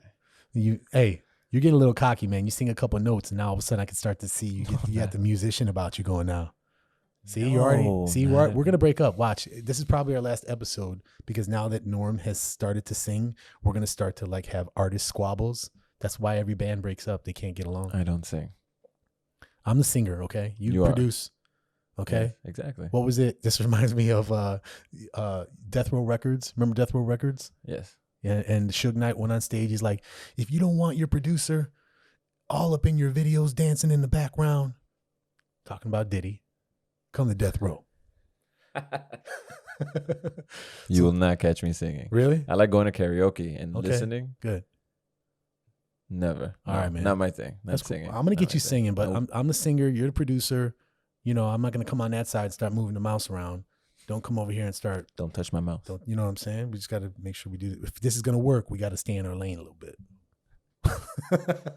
It's all good. Hey, everybody. Thank you for coming out. Appreciate the time today with every episode. I'm so grateful that you took the time to listen. Got to share a little bit about my life, my story, and also give you a little bit of insight, maybe talk about recent events in the music industry and such, events that are out there, and then tying it together with a little message in there. My Way, Frank Sinatra is a song that means a lot to me. And we're starting to get a little bit of rhythm here, man. I think we got something going. Maybe. We'll see what happens. You guys will let us know. And that's all I have to say about that. Bino out.